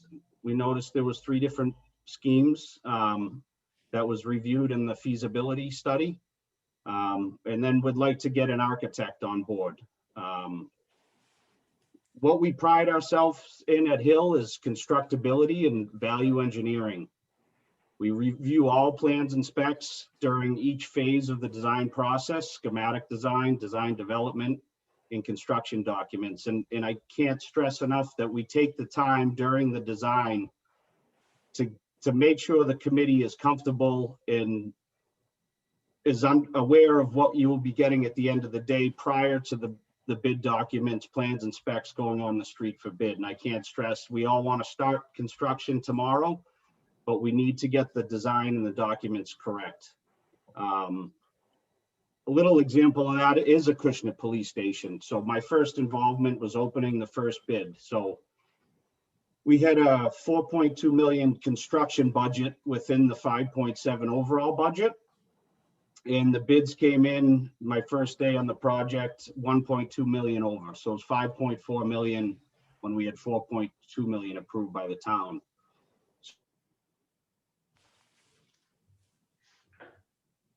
So luckily we had bought to design to meet the budget. So they had to do that under their base contract, which we went back to the drawing board. We simplified construction. I always say squares and rectangles are a lot easier to build and cheaper to build than circles and triangles. So we simplified the building. We made it all one level. We simplified excavation. We simplified the foundation. We simplified roof lines. We made CMU block and around the jail cell and dispatch area versus around the whole building. We got rid of a light filter and cupola that was probably about $100,000. And we also did some other things creative with cameras and security. Another quick example would be the Webster Police Station. We had a wall. Andrew? Yep. Andrew, just in the interest of time, we're gonna have to close up and turn over to them. Okay. So. That's okay. We're gonna let you go. We're Andrew- just gonna steal the time at the other end. That's all. Go ahead. You're Okay, go ahead, Andrew. Please. This is a good story he's got. Thank you, great. Right. Okay, thank you. Thank you very much. So Webster Police, make it quick, we had a though. wall. All right. Webster Police, we had a wall along the neighbor's property. It was a gas station and convenience store. So the deal wasn't finalized on how the wall was going to be built and to what degree it was going to be built at. Anything with the neighbors surrounding the building. We know there's a small old school building. We'll have to deal with the demo and abatement in that process. And we want to look at soils and all that stuff. And we want to make sure those things are all finalized with neighbors prior to the bid documents going out for general contractor and file sub bid. And one other thing is vendor integration. We really want to bring these FF&E vendors at the end. We want to bring them in early for dispatch consoles, for radio towers. I've done an ice bridge into a Okay, you're gonna have to start wrapping it up, okay? Okay. Yep. So let me just conclude why we think why Hill's the right company. I'll just take 30 seconds to do it. The biggest piece is that we're going to be proactive instead of reactive throughout the job. Andrew talks a lot about constructability reviews, etc. We're going to get ahead of the problems and we're going to make sure that we don't run into big obstacles late. We're going to hit them on early and get through it. The services that we provide are reflected in what I would want. I'm the chairman of my Swansea Public Library Building Committee, 5 miles down the street from this site where I live. Okay. I expect a lot I from can the interrupt you, sir, but time's up. ourselves. Time's up. We've got a tight schedule. Understood. Okay. Thank you, David, please. Yep. Open for question and answer. Jim? Yes, sir. Yeah. Jim Tessino, you got to Yes, unmute. sir. I didn't mute.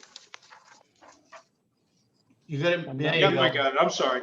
So our questions start off, what do you find to be the most challenging about managing a building project? And how has your project management experience helped you to prepare to manage those challenges? Okay, Jim. First of all, one of the most challenging things is communication, making sure that people really understand, are able to express what they want in this building and how they want it to function, and making sure that the architect gets it and reflects the drawings that represent what you guys are looking for. That's one of the biggest challenges. Making sure that you understand the process and what's going to happen throughout the course of the job. So the way we attack that is just by being really upfront, being good communicators, and giving you the information in a form and format that is best for the committee, to use as we proceed with the project. Andrew, talk about what the biggest challenges in the field when you're managing construction, please. Andrew. Yes. Field challenges? Yes, what's the biggest challenge in the field? Yeah, so I'd say, I mean, like I stressed, it's all about getting the documents correct before they go out to bid. And then we're gonna be out there daily on site.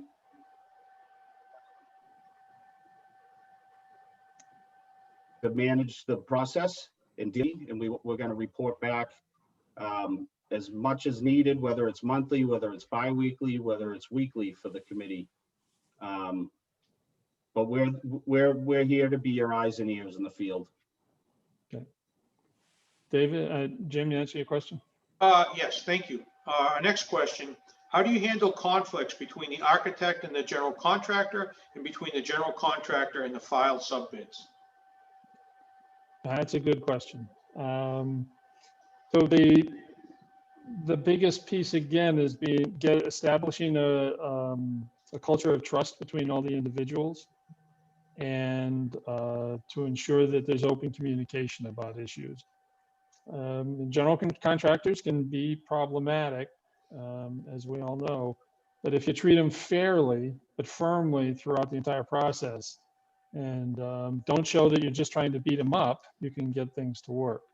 As far as getting the architect to be part of the team, the key here is to pick an architect that doesn't have a history of confrontation with contractors, and is one that has a contract administrator assigned to the project to ensure that there is no prima donna kind of attitude when you're trying to run the projects. With regard to conflicts between the filed subbidders and the general contractor, we're stuck with Chapter 149. It has its pros, it has its cons, and sometimes they can be very difficult. The key thing is that in design, we're very, very conscious that the architect knows how to write a set of plans that fit Chapter 149, that he is very clear in his documents as to who owns what scope of work.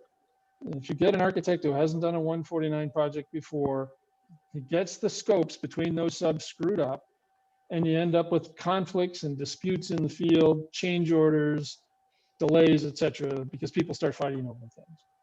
So really good set of documents that is tailored to 149 is critical in the process. So you have a process to work with the architect to make sure that, because we might end up with a new architect, to make sure the architect is on track to design the proper specifications and plan sets to eliminate those problems? Who does that? Also, oh, sorry, go ahead, Jim. In the architect selection process, we want to make sure that we pre-qualify only architects that have deep Chapter 149 public works projects. They need to have that experience, and they have to demonstrate that their change order rate on their projects, due to errors and omissions or minor mistakes in their drawings, is very, very low. Those will be key questions we ask during the interview process with the architects. If you get a qualified architect up front, then you're not going to have the kinds of problems you can have if you get somebody who hasn't been dealing with it in the Commonwealth for most of their careers. Great. Sean, do you want to expound on that a little bit? No, I thought he answered it well, so I'm good. He answered my follow-up. Yep. Thank you. How do you minimize and manage change orders, or maximize deduct change orders? I've been a project manager for a long time, and I see a lot of these things that are never qualified, and they should be a deduction, and they never seem to make it to the deduction change order? Yeah, that's a good point. I was an estimator for 15 of my 35 years in this business, so I understand what things cost. And Andrew does it day to day. Every time he gets a change order, he's fighting it. Andrew, for instance, there was that $300,000 change that you got for that retaining wall. What did you end up with as a price in the end when you were done? And were there credits involved in that reduction, in the reduction of that cost? Right, so the general contractor, Webster Police Station, had a claim for $300,000 for extended general conditions because he couldn't complete the site work off the wall in a timely manner because the deal wasn't finalized. We ended up settling at $30,000 versus $300,000, and part of that was the general contractor never submitted monthly schedule updates, or very rarely. So I always asked them monthly, but never pushed the issue because knew when it came time for the end, legally they never put us on notice in writing or anything. So they just came out with this claim at the end, and it was shot down. Like I said, it started at $300,000 and was settled at $30,000. That's a great example. So our next question, what challenges can your client expect during the building project, and how do you effectively communicate that to your client?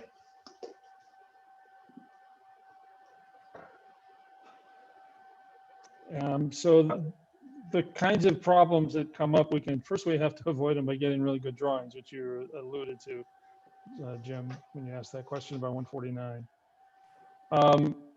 The kinds of problems, the typical change orders that we get are usually related to the conflicts in filed sub-bid, non-filed sub-bid. And that gets resolved. Again, you've got to be proactive and hit these before the drawings ever go on the street to help reduce the change. I mean, Andrew, you did a detailed constructability on a job, right? What was your change order rate on that project? It was ridiculously low.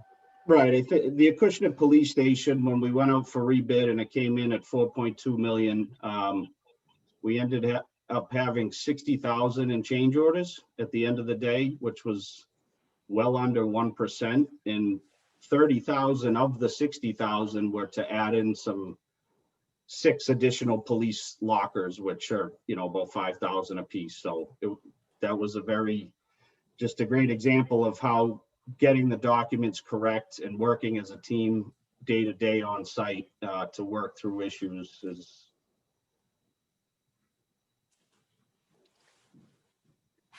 key to the success.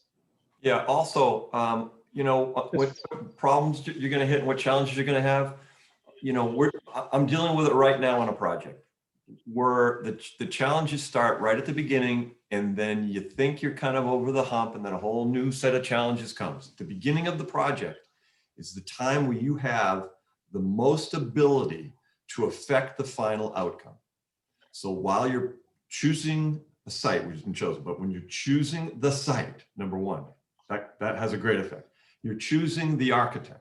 And then once the building starts to get put together, once you get the square footage and all that stuff squared away, you're down the road pretty far being able to affect the final outcome. So it's really important at each stage, particularly the first stage, to set the parameters and get it right as we go. And then as you move on to the next stage, you can tweak what you did, but you got to get it right as you go. Because once you're into construction, you have very little effect on the final outcome of the project. Yes, you're watching it and you're making sure it's happening. But if you look at the whole history of the project, you got to nail it early. I think, Jim, that the biggest challenge that I find is actually stopping the owner from making changes. Because we can be the biggest enemy to ourselves in a project, because we say, well, I should have thought of that a little bit better, and how about we do this? Well, if a good idea comes up, you have to address it, and maybe it's the right thing to do, but we can be our biggest enemy in success in the project if we're not really thoughtful at the beginning, and we don't keep communicating and control our taste, especially if there's a surplus in the budget. That can really blow a lot of money. Okay. Tell us about a project or a process that you consider a failure, and what takeaways did you gain from that project? Yeah, failures, everyone's got them in their careers at some point in time. Yeah, nothing goes absolutely correct. My biggest one was I could not, and this was many years ago, but I just could not establish a good relationship with the architect. I tried and tried and tried, but we just were two sides of the wrong coin. I just could not make it work. What I would have done about it then, I was a lot younger. It was 20 plus years ago. I didn't have the wherewithal to change. And I think today I'm able to recognize it and bridge some of those gaps that are there. But that's usually just, you can't establish a rapport or a relationship with someone. Andrew? Yeah, sorry, could I throw a quick story in too? Well, you're Yes. getting close to the end of your time, so make it quick. Okay, so Webster Fire Station, the town got the budget approved by the voters prior to bringing an OPM on board. So the fire station was supposed to be a $3 million renovation. They used to split a building, police fire. It ended up being $2 million because in the overall budget, the town did not include the $500,000 to abate and demo the facility where the new police station was going to be. So that took so we had to be very creative to make the fire station renovation happen. So things we did, we moved the emergency generator closer to the building. The architect had it hundreds of feet away from the building. We put it behind the building, very close to the building, with things, sound in the thought process. But we also put the new electric room very close to that generator. So the site work, the conduits, the copper costs for the wire pulls, everything else. But we were able to make the fire station project happen by doing that, by simplifying finishes, keeping it simple, simple paint colors, standard light fixtures, standard flooring, not 16 different types of floor throughout the station. So, and that's also going to be easier maintenance for the town of Seekonk for the next 30, 40 years of this station. Thanks. Okay, you're out of time. Thank you guys for making your presentation. We appreciate it. Thank you very much. Thank you very much. Have a great rest of the night, you guys. Appreciate it. Thank you very much. Have a good one. Thanks Bye. for having us. We've got a few minutes to kill. Chief Ray, you wanted 16 different types of floors in that building, didn't you? I wanted about 17. Yeah. 17 different types of floors. No, just one good type is fine. Just one floor. Yeah. We're doing polished concrete everywhere now. We're not even putting floors down anymore. We're just polishing the concrete and leaving it. That's actually what we did on Wampanoag Trail in East Providence. We they added some colored aggregate to the or colored stone to the aggregate, and then they polished it down so you have a little bit of red and gray within the flooring. Easy maintenance, no waxing. It's not a lot cheaper. It still costs money, obviously, but it's a nice product and it wears well. Yep. So we have our last one next. Yep. Because of the alphabet, right? Yeah.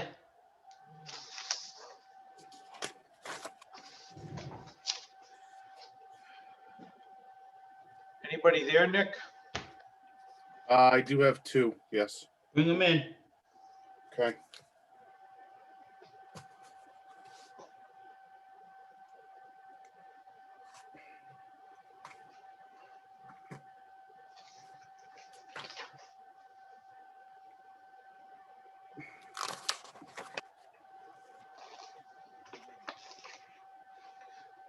How many minutes we give them right in the beginning, Dave? Just 10 minutes? 10 minutes, that's it. And then we do 15 minutes for questions? 15, right.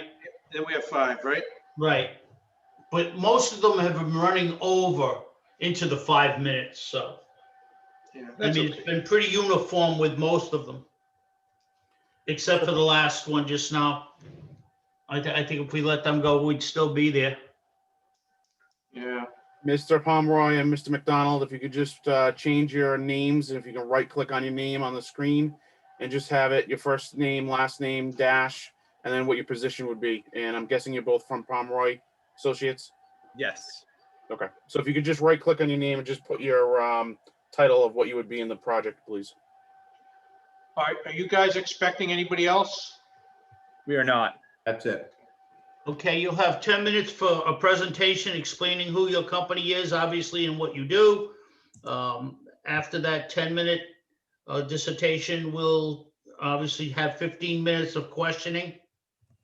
After that 15 minutes of our questions, you obviously answer them, and then we'll have 5 minutes to deliberate, or in the event it runs over by a couple of minutes, we haven't lost anything. So anytime you're ready. All right. We have we were hoping to put up a brief PowerPoint. Is that something that we can do? Sure. Yes, you should be able to share your screen.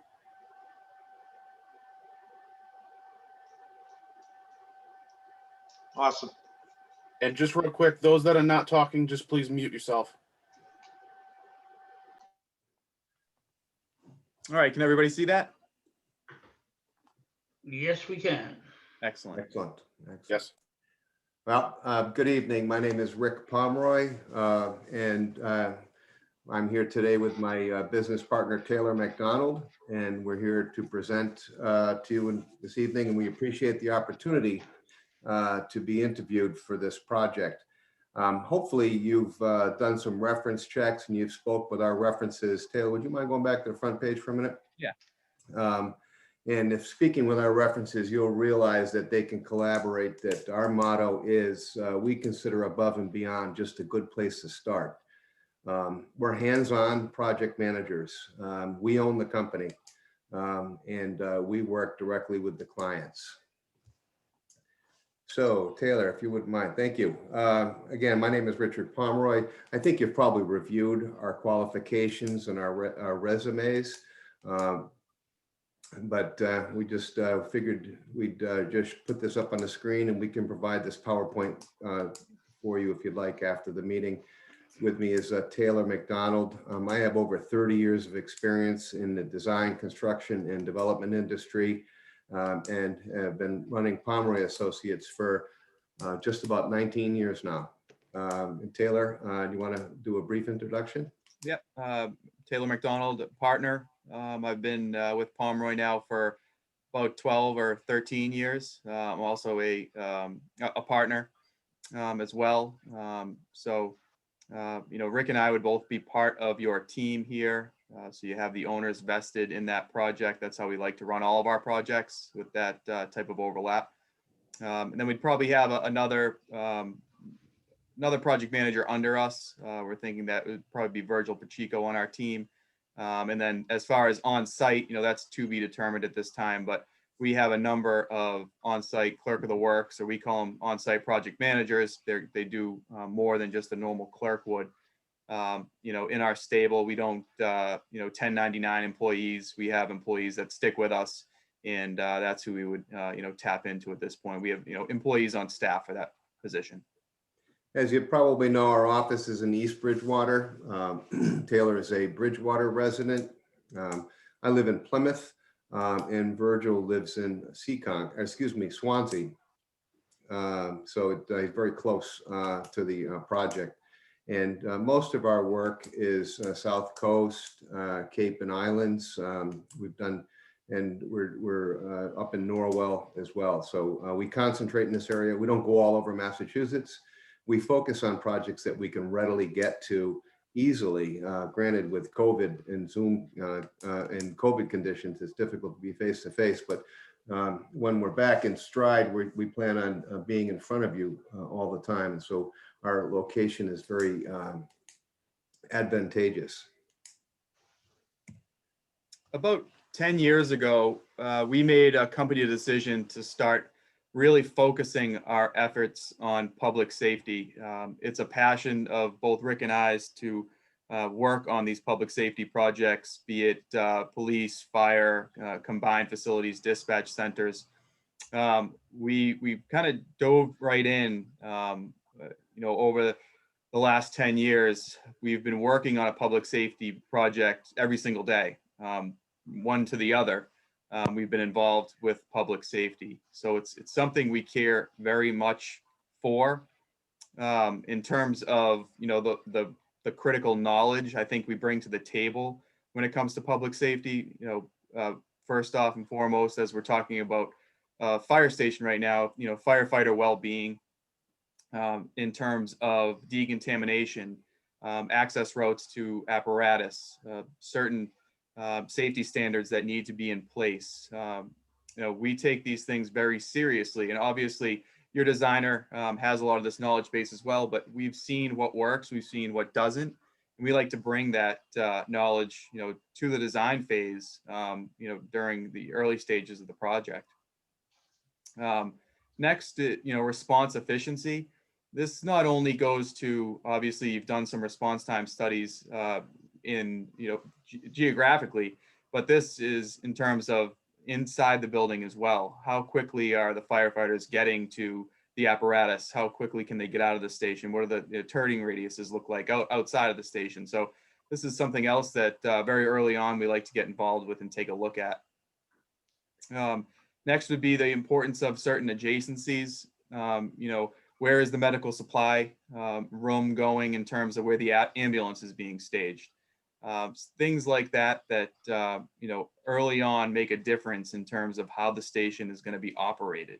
Flow is extremely important, especially in an urgent situation. Yeah, every second counts, and we like to look at how best to set up those support rooms, not only off of the apparatus bay, but even certain bunk rooms, and what can they get to quickly to get down into their gear and out on the road. So we look at those things. Next is integrated technology and the alerting system. We take a very early and hard approach on all the technology that goes into the building. You're showing a dispatch center here in this building. So the planning for those things up front, often and early, are critical. Building the building's easy, making sure that all the components work in terms of your technology is not so easy, especially if you're going to be implementing an alerting system for the fire station and the firefighters that assist them when a call comes in. That all needs to be tied together perfectly, really. I'm just going to try to move quickly here. I know we only have 10 minutes, but operational equipment and specialty vendors.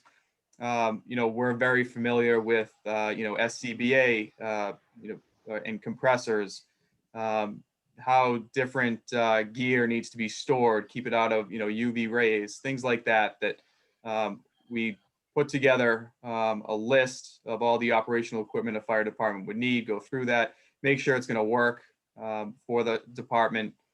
And that's, part of our early on budget practices as well. And lastly, fire department operations. Again, different fire departments operate differently. We take the time to learn how you operate and what's the best setup for you going to be in terms of the design, but also implementing that equipment and any specialty vendors you might have. Rick, we got about 3 minutes left. Okay, great. So what makes us different as a project manager? We're the owners. We have the experience level, and we are the buck stops here. There are very few companies out there that can say that these days. We practice constant management overlap between myself, Mr. McDonald, and our other management staff. We're constantly updating everybody on all of our projects, and everybody's involved with our projects to provide that client with that depth. No overhead or large company structure to answer to. That stands when you have the owners of the company at your beck and call. The fees are not going to a higher component of that company. Quality over quantity. excuse me, quality over quantity, excuse me. We don't take every project down the road. We look at the projects that fit best for us. We like to turn over excellent projects. If you take on too many projects, you're overwhelmed, and the end result is not as efficient projects. Our financial management and budget management is the best that we have seen in the industry. The funding forecasts that we handle, the budget management that we produce during our projects, we have been told by many clients that they don't see any other firms providing such a service. Team building, we are the advocates for the owner, but we're also the nucleus. We control without being controlling. Everybody has a voice at our table, in our project meetings, at our design meetings, and everybody is accountable. We can continue to go on or close out and switch over service. We stay with our projects. We have projects and clients that the projects are 10, 15 years old. We're still in communication with them. And if they have issues, we're helping them with them. Our project diversity, we stay with public safety as our core, but we do get involved with a couple of libraries every grant round, and we have some specialty projects you may have seen in our portfolio, moving the Gayhead Lighthouse and projects like that, undertaking projects that are very time sensitive and important in nature. We have no concern over taking those on. We have the fire department experience that you need for this project. Our philosophy on construction management, early on, prior to construction, it takes the proper planning and budget management, to make sure, obviously, that the project is going to start on track and stay on track. And then a quality control of the design documents. We do a full red line of the set before it goes out. We've turned back, sometimes in some cases, 500 comments back to the designer to have them check and make sure everything is buttoned up tight. A good set of documents and a good set of specifications are the most important thing that you're going to be putting out when you put this out to bid to a general contractor. Okay, time's up. Thank you. Thank you. Jim? Jim? Why do I always use my first 30 seconds like that? We have some prepared questions. I'll read the questions and you guys can decide who's going to jump in and answer them. Okay. First question, what do you find to be the most challenging about managing a building project? And how has your project manager experience helped you to be prepared to manage those challenges? If it's okay, Taylor, I'll answer this. Yeah. What we find to be most challenging with our municipal projects is making sure that the entire team, the contractor, the client, and the architect and the owner's project manager are always in sync. We have very strict budgets that we have to comply with. And in many cases, we're dealing with building committees that are not as in tune with municipal construction. And so keeping our clients advised as to the proper procurement and the proper management techniques for managing municipal projects is paramount of importance to us, so that as we're moving through the project, we can assist them and make timely decisions and keep the project moving forward. Education is key, and making sure that everybody is on the same page is of the utmost importance. Great. How do you handle conflicts between the architect and the general contractor, and between the general contractor and his subbids, the subbids? You want to take that, Taylor? Or you want me to? Yeah, I think that goes to that goes to the team building, I think, that we bring early on into the project. We don't like to, sit at a table and slam our fists down and point fingers. Everything is done with the full team on board. If we have a dispute, we like to bring everybody in, round table, discuss it. Obviously, there are some conversations that need to be had, separately with the owner, so on and so forth. But I think the most important thing is making sure that everybody, has a fair bite at the apple. Everybody's able to, say what their issue is and we go through it. But it really comes down to the contract documents. You go back to what does the specification say? What do the drawings say? They're the Bible. What does the contract say? Those things, if they're done properly up front, it should really, make those disputes lessen. Exactly. As they move on. There shouldn't really be too many if all that is done properly up front.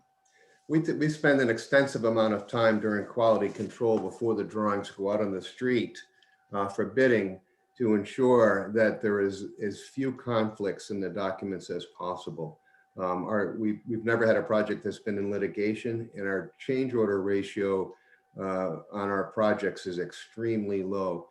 It's because the quality of the documents that go out on the street. So as Taylor had said, we make sure that the documents are as good as possible out on the street. And then the first element of dispute is what does the contract say? What do the documents say? If the documents are accurate, then and the contractor is making a claim that conflicts with that, then the contractor owns it.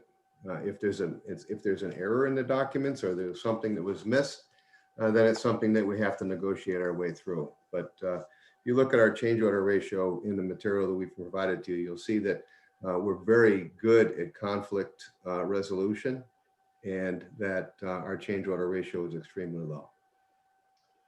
Change orders. How do you minimize adds or maximize deductions, change orders on a building project? I see a lot of things that never happen, quantities that are never met, but there's never a reverse change order issued for that. They always seem to slip through. I mean, do you have a process to capture that stuff that doesn't get to that quantity or that wasn't done on the job?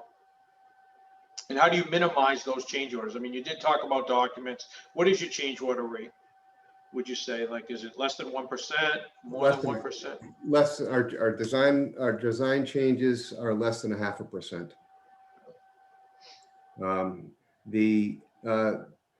As far as credits go, if we're going to be reducing something on the documents or in the drawings or in the project, or eliminating something and expecting a credit back, we're going to negotiate that extremely hard. It's difficult to get money back from a contractor, but if you can provide the appropriate information as to what the value is and work through that with the contractor, it's as successful as it can be. As far as change orders in the opposite direction that are changed to the project and an additional cost, we categorize all of our changes in 3 or 4 different categories: unforeseen conditions, design-related changes, and owner upgrades and value engineering. Constantly during the project, we're looking for, even after the bids are complete, we're looking for ways to save money and create deduct change orders. An unforeseen condition is, it could be a soil condition or an existing condition. If you're doing a renovation, is in many cases unavoidable, but we're still trying to negotiate those numbers down.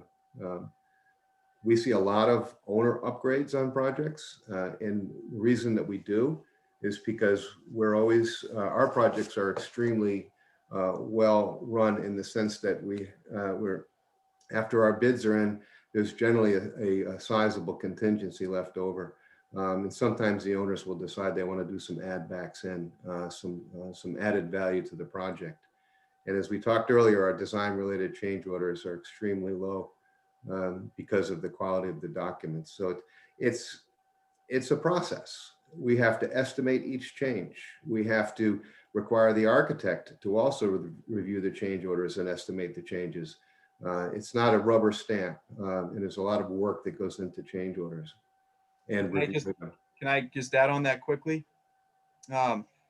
In terms of, the value of items, and if, the town may not be getting that value and they should be due back a credit. I'd say that when, certain products, materials, deliverables come on site, that's all being reviewed by our project manager on site to make sure it is what the town paid for, it is what they're expecting in the documents.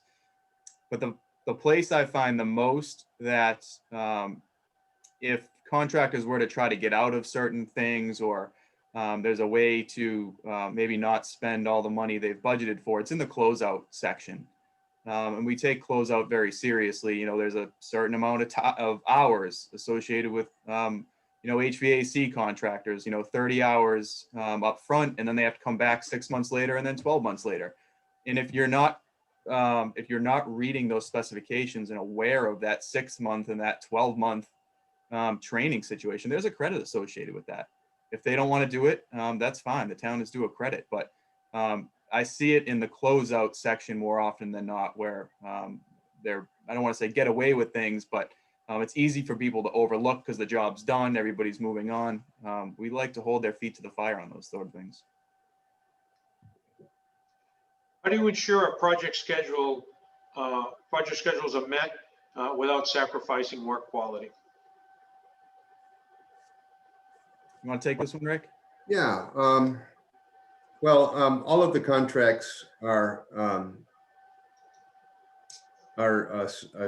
there's a schedule that's established with the contracts when they were entered into. And we like to make sure that it's a reasonable schedule. If we're producing an over-aggressive schedule and requiring a contractor to bid to perform under that over-aggressive schedule, we're generally seeing contractors, because there's a damage clause at the end of the project if a contractor does not meet the scheduled deadlines. So we're normally seeing contractors adding money to their bid to cover the time that they need at the end of the job. So first, we like to produce a reasonable schedule with the contract documents, something that can be obtainable.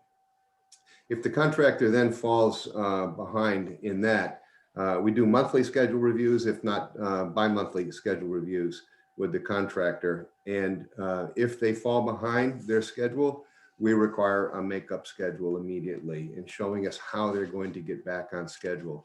And it's performance-based. We can hold back money under general conditions if we see them going over schedule.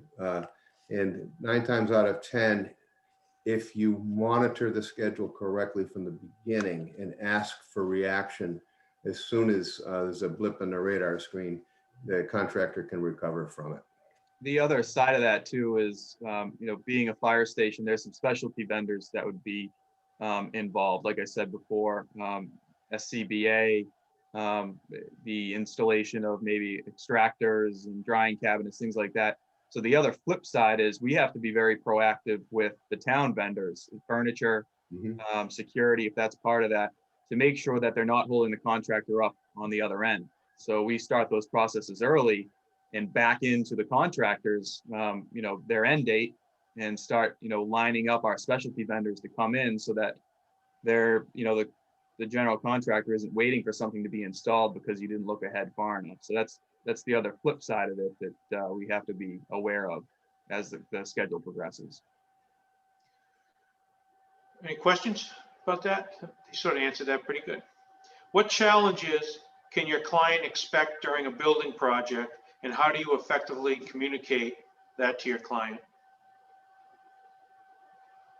Well, that's an open-ended question.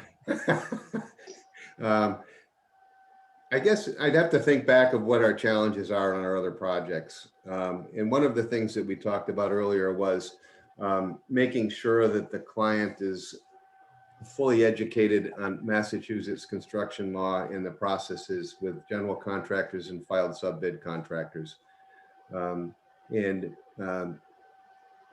The other aspect of that would be, as Taylor had mentioned, the coordination of the owner vendors. A lot of times they have a tendency to fall by the wayside, and someone thinks of them at the last minute, says, oh, we've got to react to this. And getting approval to proceed with different vendors can be time consuming. I don't know, Taylor, any thoughts? The other one that comes to my mind is utility coordination.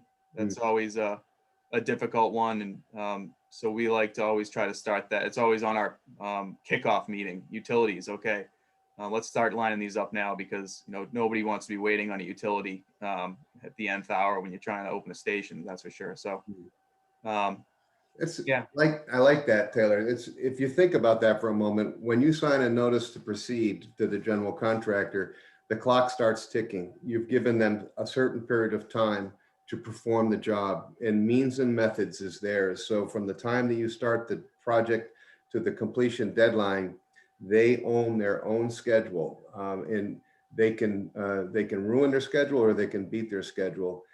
But if there's any aspect of that that causes the contractor a delay, they will automatically raise their hand and say, we want an extension of time.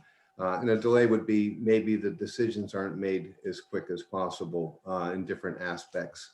Perhaps the shop drawings on the architect are not being reviewed and approved or rejected on a timely fashion. The owner's vendors and the integration of the owner's vendors into the schedule. So I guess what we do is right up front, we look at everything that is not within the general contractor's control, and identify those elements, utilities that Taylor mentioned, owner vendors, and start integrating those into the schedule so that we don't end up with problems down the road. So it's probably the most difficult part about this, is dealing with everything that the contractor is not responsible for.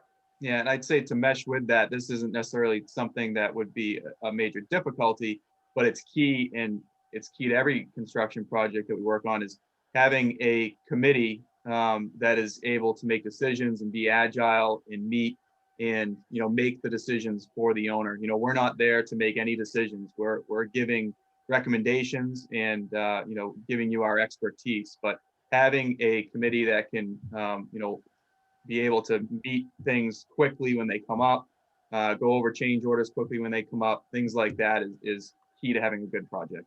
Good. Good time for one more question, Dave? No, that's it. Time's up. Great. You guys are correct. I liked it. We really appreciate you participating and giving us information tonight. Thank you. Thank you very much. Thank you. Good luck. Thank you.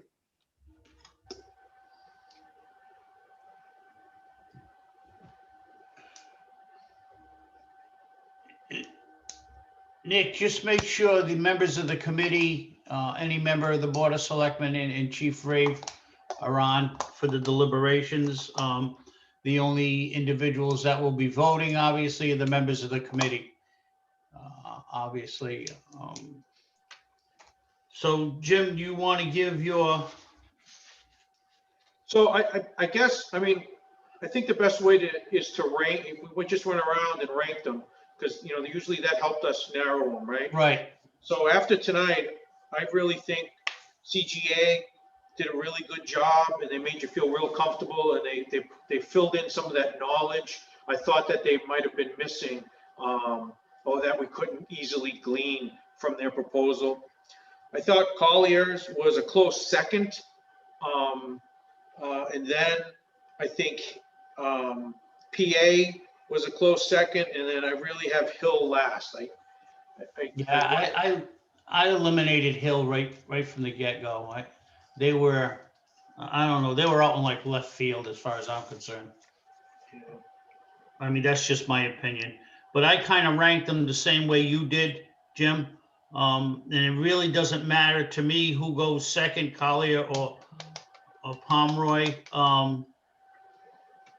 But I think, in my opinion, CGA did an excellent job. But Michael Burke? I like the last guy, Pomeroy, and then my second was Collier, and then CGA. Okay. David Sullivan? In my notes, I took a lot of notes through the presentations, and I kind of agree with yourself and Jim regarding CGA and Pomeroy. I think came to the top.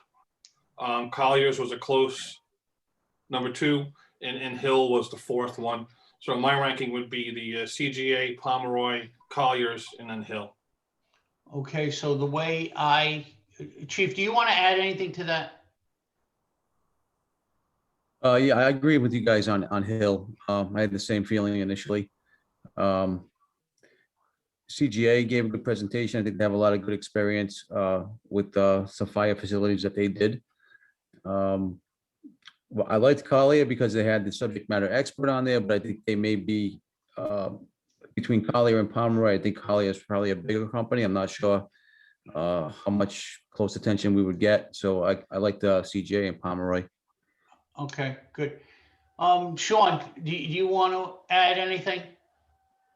Yeah, just in terms of my rankings, I had Pomeroy. I thought they were, I thought they brought a different aspect to the table in terms of, talking about more of the fire facilities. They were very, very specific. Their presentation was great.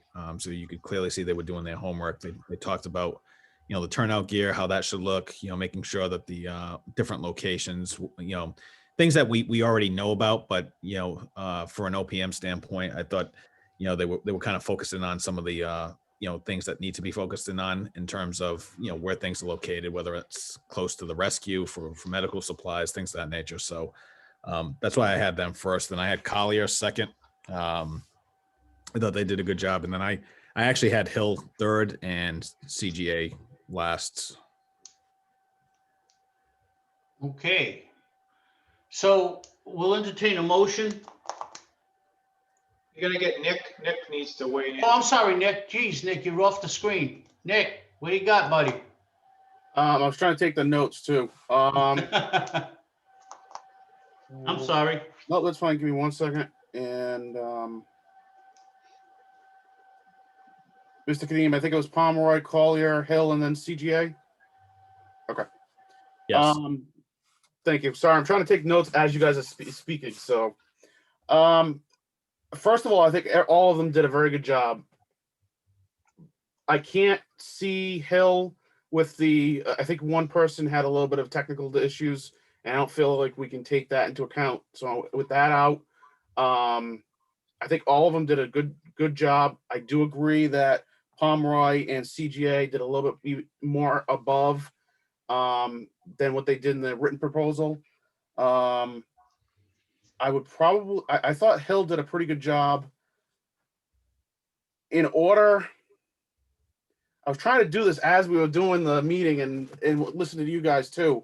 I'd probably say Pomeroy, CGA, and then Hill and Collier are kind of like tied, in my opinion, somewhere around that line. So I think we've nailed it down. I think we've pretty much agree. Pomeroy and CGA are the two candidates mathematically, right? I think they both bring a lot to the table. I think they both did a great job. I think they both have plenty of fire experience. I think they're both are geographically close enough to Seekonk to support the project.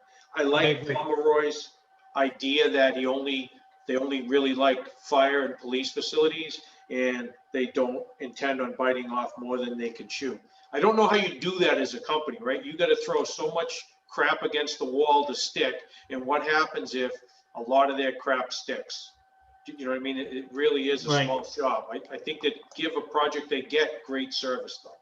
What I thought was good with Pomeroy is the principals of the company are actually working individuals. And I'm sure all principals of companies are working individuals. What I mean by that is hands-on. They have more teeth per se in the fight or the project. Right.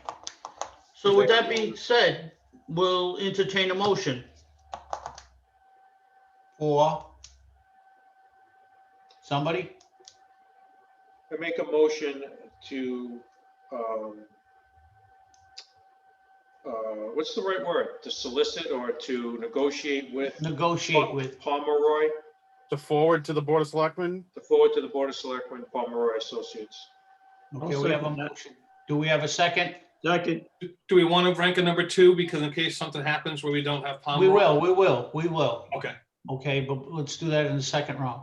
Gotcha. Okay, so Pomeroy, we've got a motion. We have a second. All in favor? Roll call, please. Roll call, please. Start with Jim. Aye. Michael? Aye. David Sullivan? Aye. Nick, Aye. David Vieira, aye. Okay, so Pomeroy's number one. Who seconded that real quick? I did, Nick. Okay, thank you. We'll entertain a motion for a runner-up, so to speak, in the event Pomeroy, for whatever reason, falls through. Dave Sullivan, I would recommend I'll make a motion that CGA be placed number 2 as an alternate in case Pomeroy is not, for some reason, is not able to be selected. I'll second that. Motion made and seconded. Nick, you all set? I'm catching up. The Okay. CGA? Yep. Yep.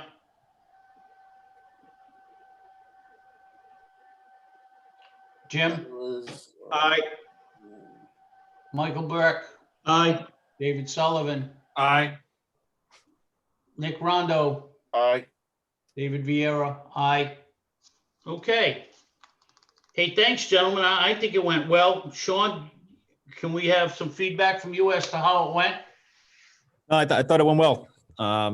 So we'll get it, and I'll have the girls send out the notifications as to who was up, the rankings and stuff like that, and we'll get it on the board's agenda. So, Okay. Sean, the one homework assignment that we do have is we have to fill out one of those evaluation sheets for every candidate. It doesn't have to be a lot, and we can use the notes Nick provided. So, to fill out the pages, but I think Sean's gonna need one of those back. I don't know if it's from the whole committee or just the screening committee. So why don't you do that, Jim, seeing you chaired that committee? I think he wants one from everybody though, right, Sean? Yeah. So if we could do, so I guess the subcommittee would have to do one for each group, okay? Because then you forwarded the top 4 to the full building committee. Right. And the full building committee would just do these 4 that were the finalists. Okay. So it's basically out of the 7, Mr. Vieira only does the 4 that for the 18th meeting. Everybody else is doing all 7. Yep. He was the only one not on the subcommittee. Is that how it worked out? Look at that. Yeah. See that? You thought I was just a pretty face, huh, Sean? I was just an alternate running the meeting. Did you send out standard forms, Sean, for that? Yeah, I did. Nick, you still have them, so if you can just resend them. Yes, I got from do Chris. have 'em. Yep. Okay. Okay, super. All right, gentlemen, if there's I think the whole process went great. I think Sean really led the way. There's only one thing I would have added, Sean. When they distributed the packets, I would have just printed out that evaluation sheet and stuck it in the front of each of the packets, each of the presentations. You know what I mean? Because I printed mine off at work. I printed 7 off, and I've already started filling them out. But somebody else might not have a printer or something like that. And, that's the only one little thing I think we put it in. I didn't even know we had to do it. So. You guys laugh, but being older, okay, you do have your obviously setbacks. And Nick, I thought that poor old gentleman from CGA was going to have a heart attack tonight when you told him he could go in and change the name. He was like even stuttering, and I was like, oh my God. But I knew exactly how he felt, trust me. 2 things if I could just bring up. One is, did everybody get a chance to see the minutes that were sent out by email? I did. And if so, can we take a vote on that? Absolutely. And then the second thing to bring up is, when we do go to the Board of Selectmen meeting, do we all want to be on the meeting or just 1 or 2 of us? Because if it's more than 2, then I have to post it as a considered meeting. Okay, so my suggestion, and it's only my suggestion, that we have Jim go. Okay. Not that I'm picking on Jim, but he obviously was the chairman of, so to speak, the subcommittee, and obviously he directed the questions this evening, so he can probably answer best to that. Not that we're not capable of it, but. Right, and you'll be there anyway, so Right, exactly. work it out. Jim, did you get Yeah, that's that? fine. Does everybody agree? Yes. Okay. All right, good deal. All right. So Motion to accept the minutes. So moved. The date, what was the date of the minutes It again? was the motion to accept the minutes January from 7th. the January 7th. 7th. I'm trying to type it as I'm saying it. 2021. Right. Dave Sullivan, so moved. Dave Vieira, Okay, second by Vieira. all in favor? Roll call. Aye. Who's aye? Jim. Okay, Jim Casino. Casino, aye. Vieira. Aye. Burke. Aye. Sullivan. Aye. And Rondo. Aye. Okay. And Chief, just for our Chief Vieira, sorry, there's two here. What are we looking at for a timeline from here? And then maybe Sean can help us with that. What is our Well, next? that would be up to Sean, I would say, when he can fit us in on the agenda. Okay. I would say is sooner rather than later, Sean, right? I mean, I realize we have town meeting coming up and all that good stuff, but Yeah, we can, we actually just did the agenda, but we can throw that on for the March 3rd. So I'll talk to the chairman. okay. March 3rd. Yep.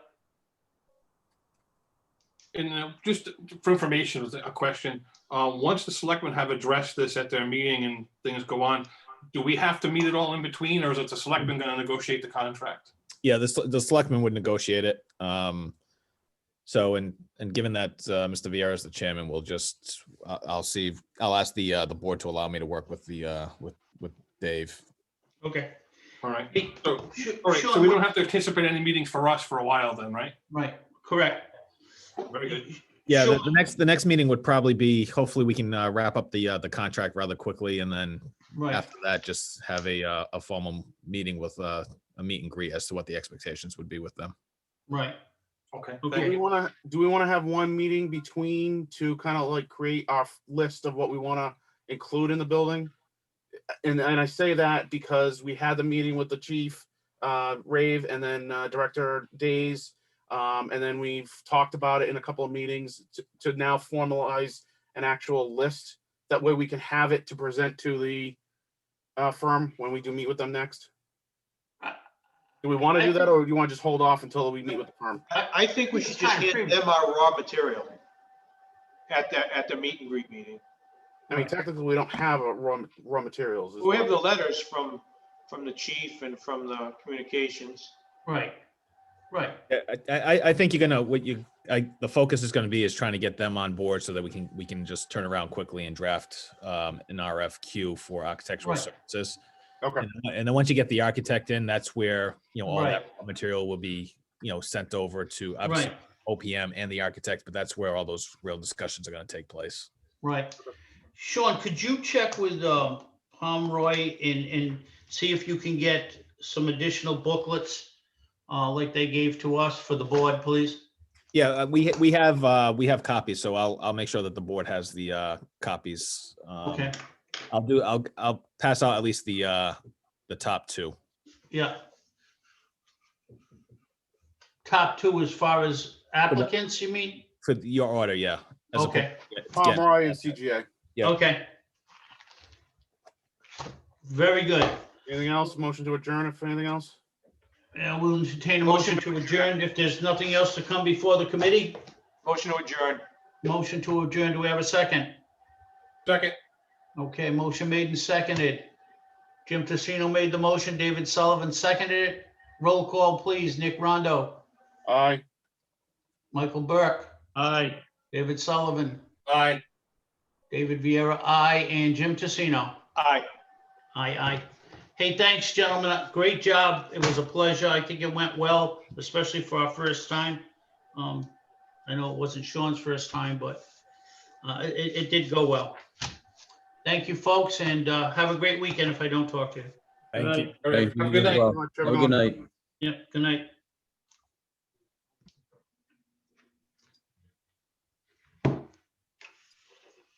Meeting ended at 9:17 p.m. All right.